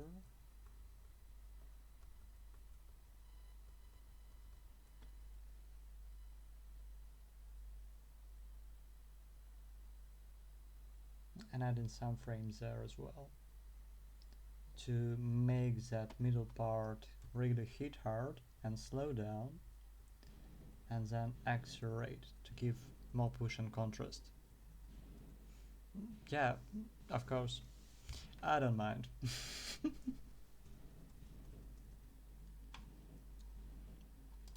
If anyone also wants to have some animation breakdown, so you can send your animations. Nope. Yes. And I'll be destroying this cliff. Because hell, why no?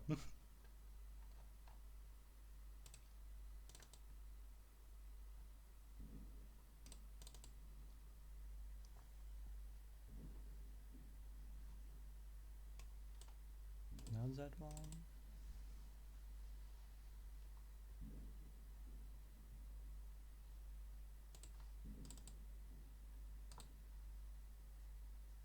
Oh god, power cut is bad. Damn, what's a pity? Eek. Damn, dude. That sucks. Do you have any backup files? Losing the project is damn bad.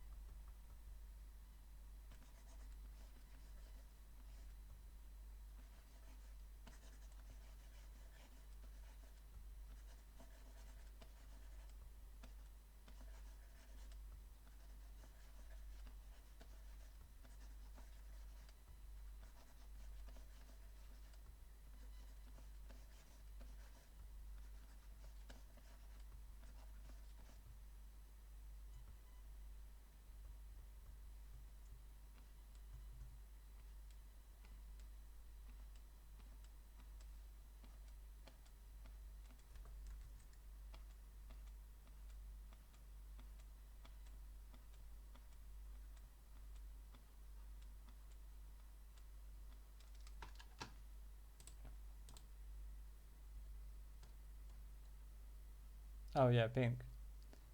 Yeah. Okay. Let's break down this one.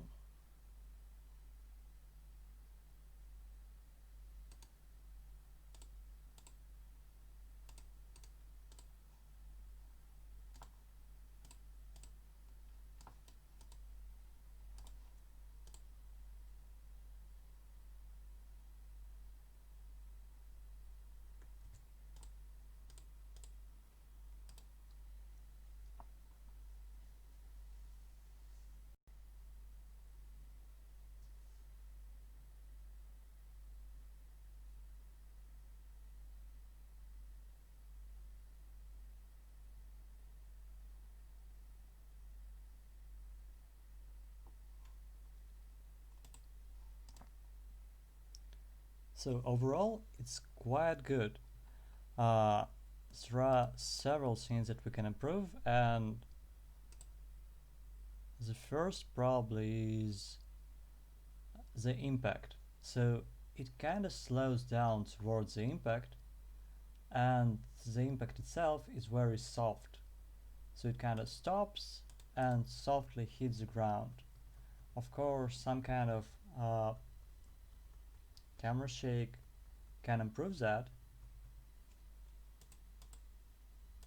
but it lacks a bit of anticipation. So if you can add some kind of anticipation there, it will work much better. For example, one type of anticipation you can add is the delay. So, for example, instead of just exploding it exactly as it hits the surface, you can add some kind of delay here. So it hits the surface,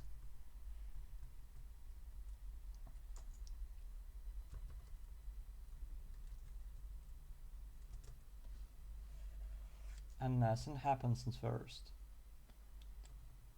Then, depending on your ideas, on anything else, you can either add impact frames here or camera shake.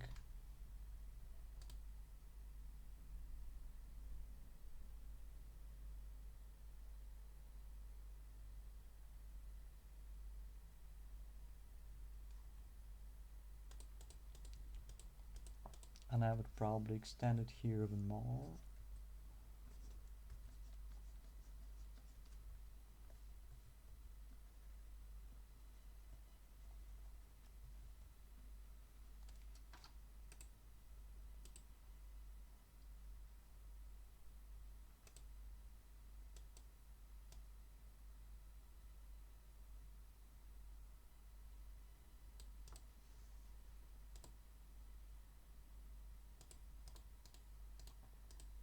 Maybe add some kind of motion here.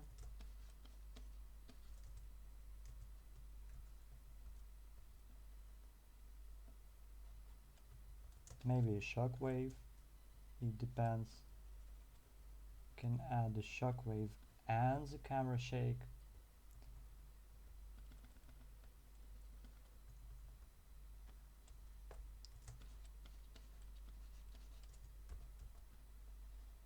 Add some kind of build-up here.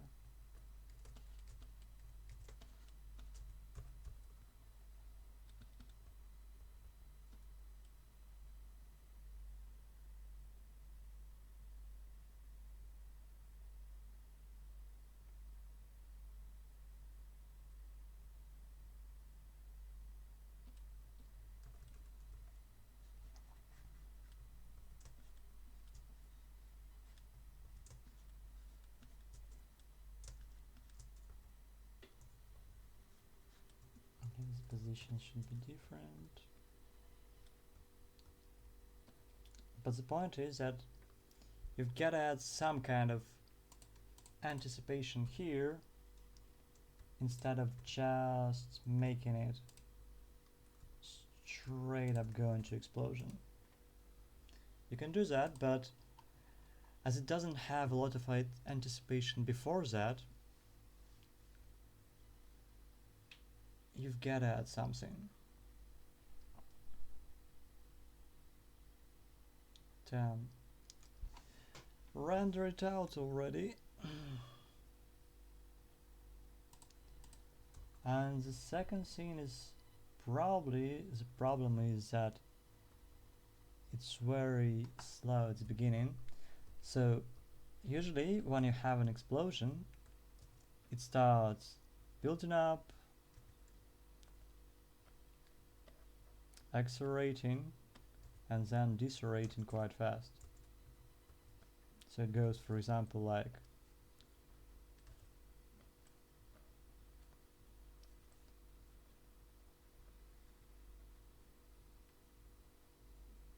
one,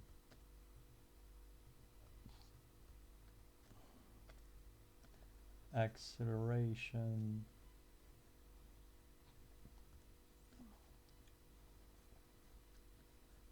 change of the form, and depending on the style you can decelerate it quickly, you can decelerate it slower.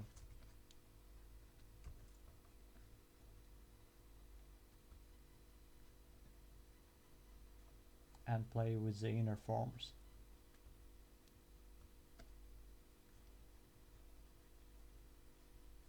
And then go full beast mode.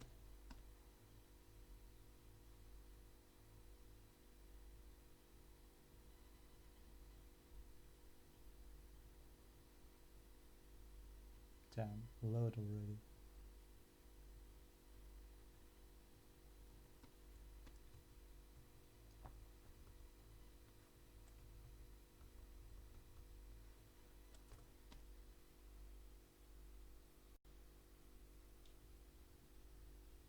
So you can keep the forms, but don't forget about deceleration, acceleration. For now, it kinda keeps the form quiet for a long time, and it doesn't really move that much. It's quite slow until the very end.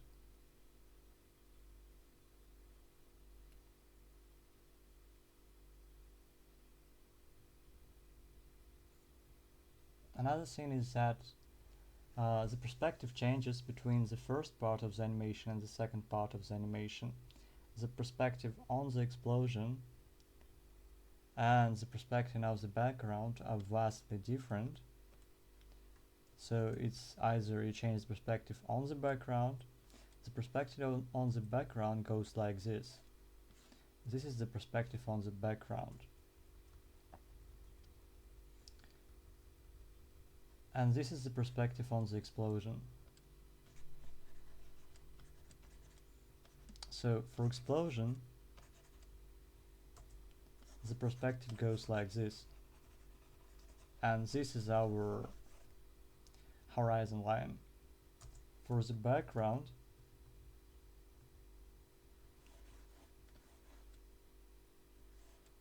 the perspective goes like this. And this is our horizon. So this is the horizon for the debris, and this is for the background.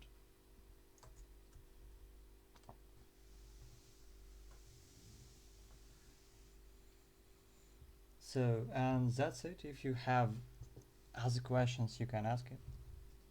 Ask me about it. Yeah. Overall, quite nice.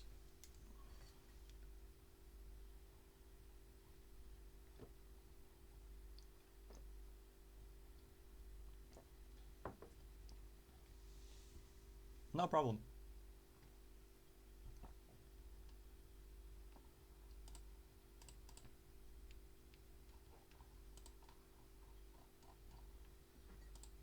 Oh yeah, animation noob is not a noob. And we know it, because he's an imposter. Animation noob is an imposter. He's trying to pretend that he's noob, but he's not. Yeah, he is imposter. Oh god.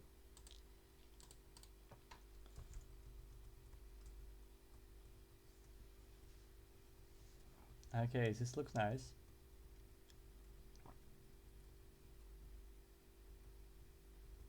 You've cheated a little bit and you didn't animate the debris. Yeah.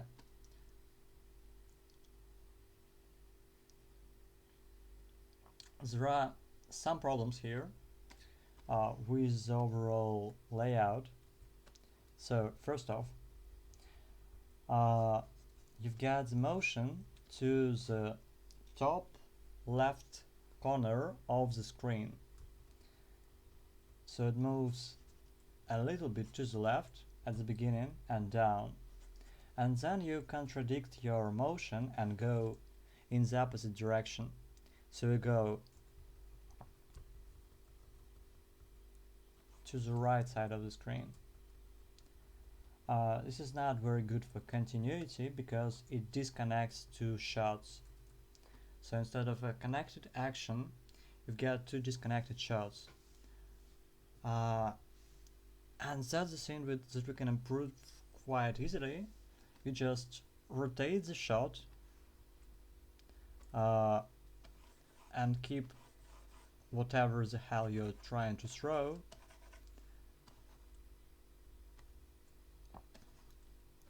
going from this corner, from the left corner down. You can almost keep the same motion, just rotate the scene like 45 to 90 degrees to the right or clockwise, and then you'll connect the shots. Yeah, because otherwise these two scenes are not connected in terms of motion. They contradict each other a bit.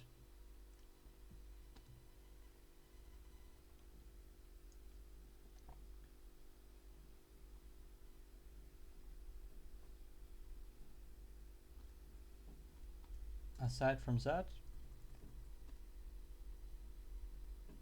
we can improve on the camera shake, but that's obvious.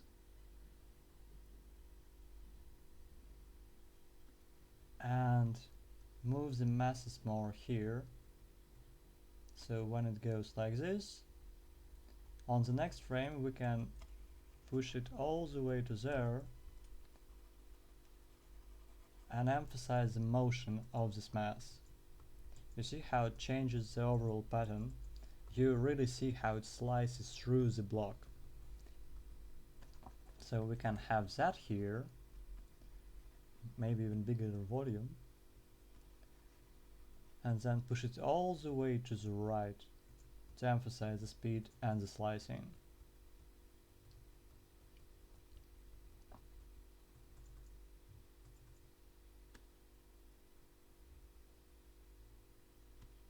I would probably also finish this line of air or whatever and partially cover the screen here in overlay mode.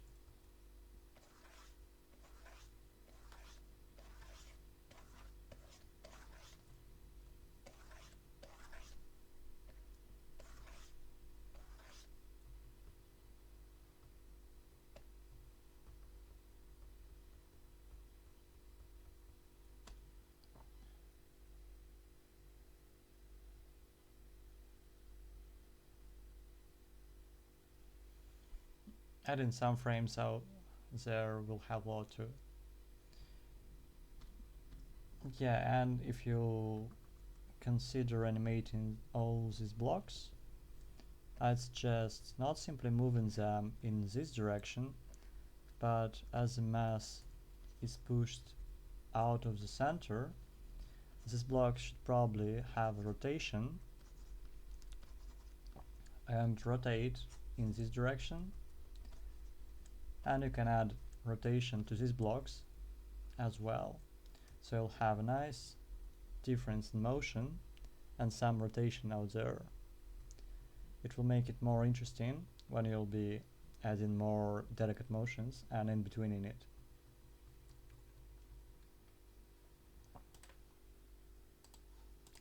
Yay, we have Tushar. And you've got a fallen object. Yay. Let's break that one down. as well.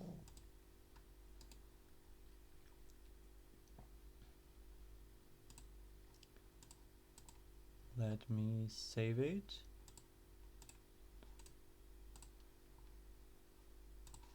And while we save it, we can watch this one.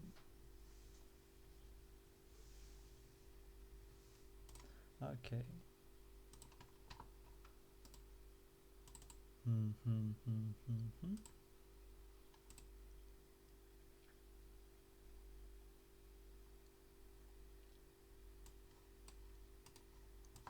Okay, let's break that one down as well. Okay, let's first off start with a slower fall.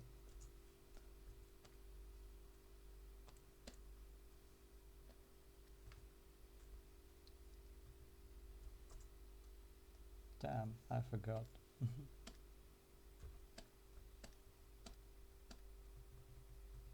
Okay, so it lacks some frames to accelerate the cube.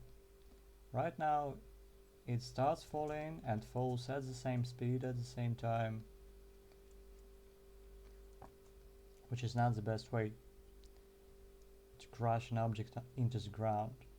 So we lack an in between here and in between there.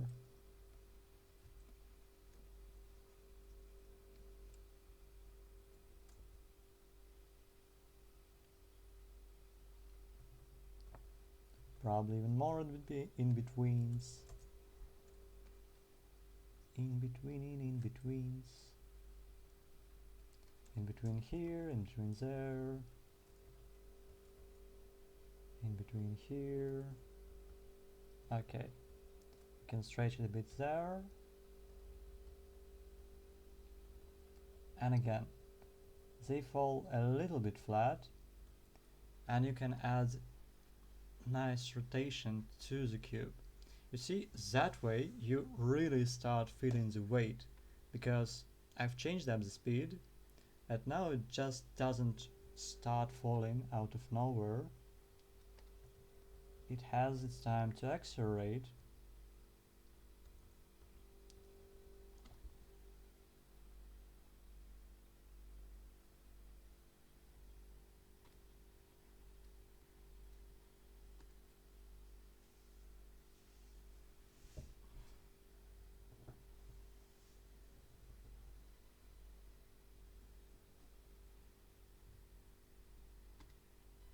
Next one is breaking it into particles. So some particle will hit the ground right away and they will bounce off the ground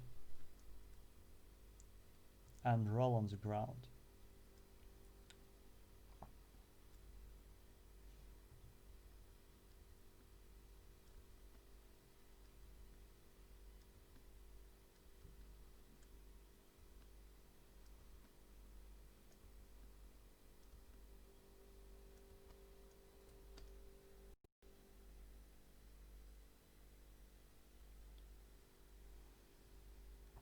Some particles will hit the ground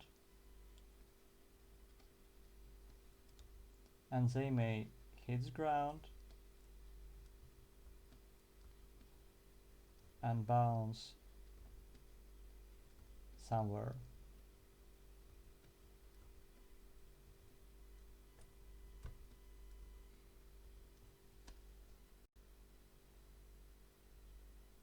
This is a bad example because I haven't animated it properly, but the idea remains.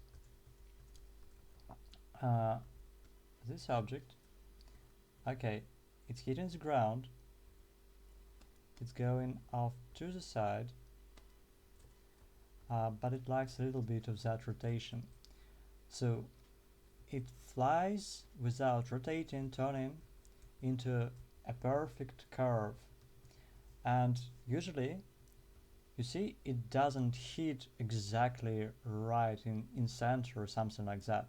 And when the object is hit off center, Yeah, the perspective is also a bit off because he has to hit the ground. This is, well, if we pretend that it works like that, why not? So it hits the ground, and when the object hits the ground and it's not perfectly centered, it will start rotating. So this is perfectly not centered. So it should probably start rotating and turning as it flies. And again, remember that it hits and then it slows down at the top of the curve, slows down and accelerates towards the fall. For example, let's track this one.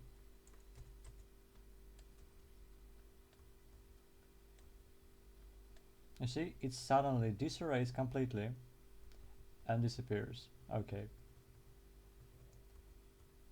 So we should remove it here.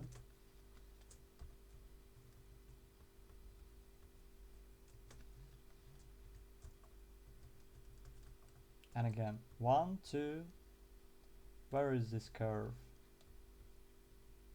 Oh, it's hold. New layer. No, it's not hold. Goes 1, 2, slow down at the top.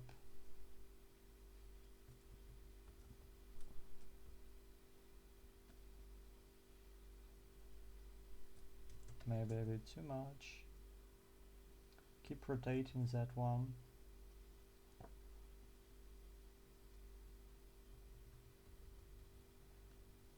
Acceleration on the fall. Hits ground. It may bounce a bit.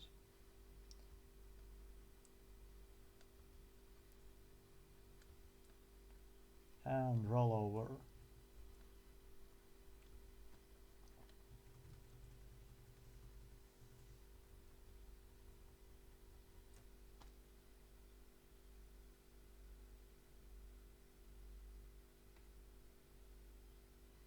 And it should be on 2s.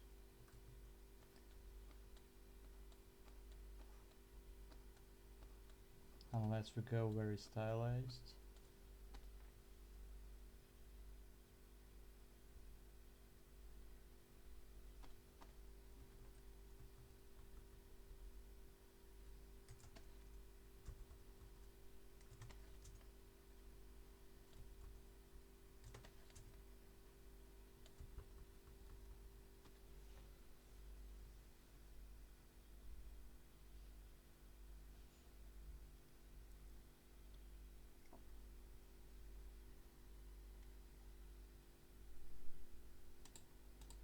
Again, same principle with other parts.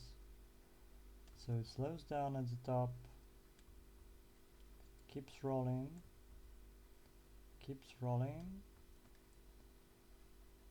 accelerates towards the ground. You can stylize this acceleration if you want.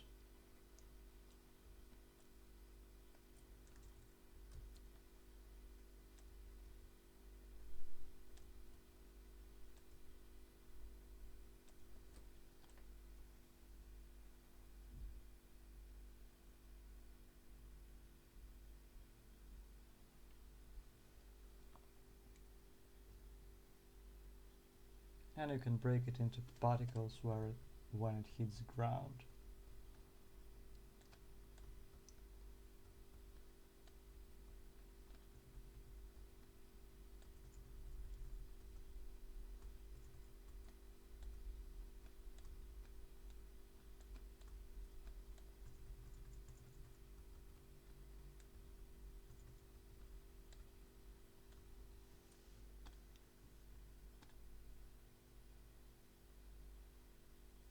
Something like that.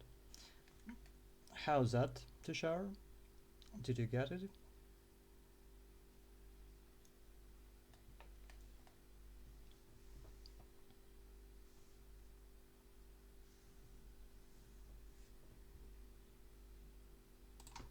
I'll send the GIFs here.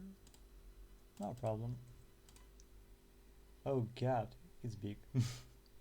It's a big file.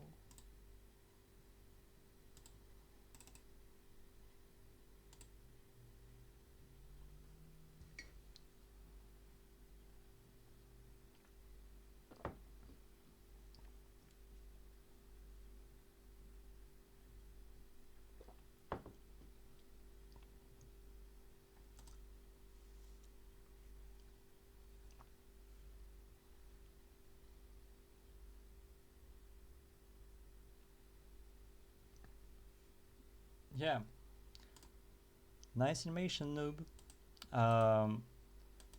I'd probably add and work a little bit on the settling on the bigger parts. The smaller parts look okay. The bigger parts need just a little bit more careful animation for the settle. They just slide across the floor as of now.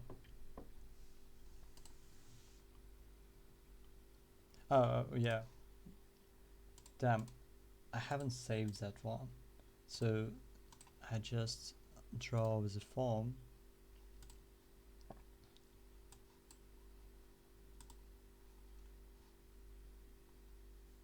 BAM file, yeah, I haven't saved that one.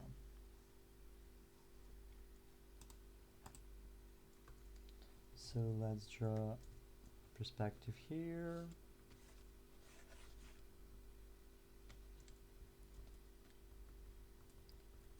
Perspective on this one.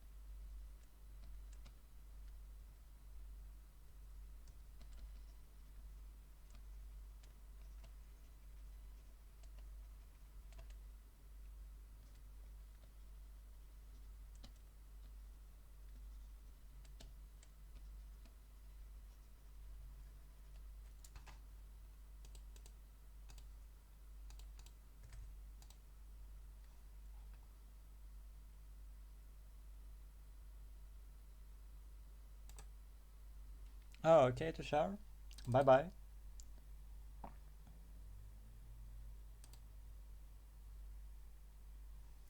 See you next year. Okay, everyone. I gotta take a little break probably. So, see you in 10 minutes.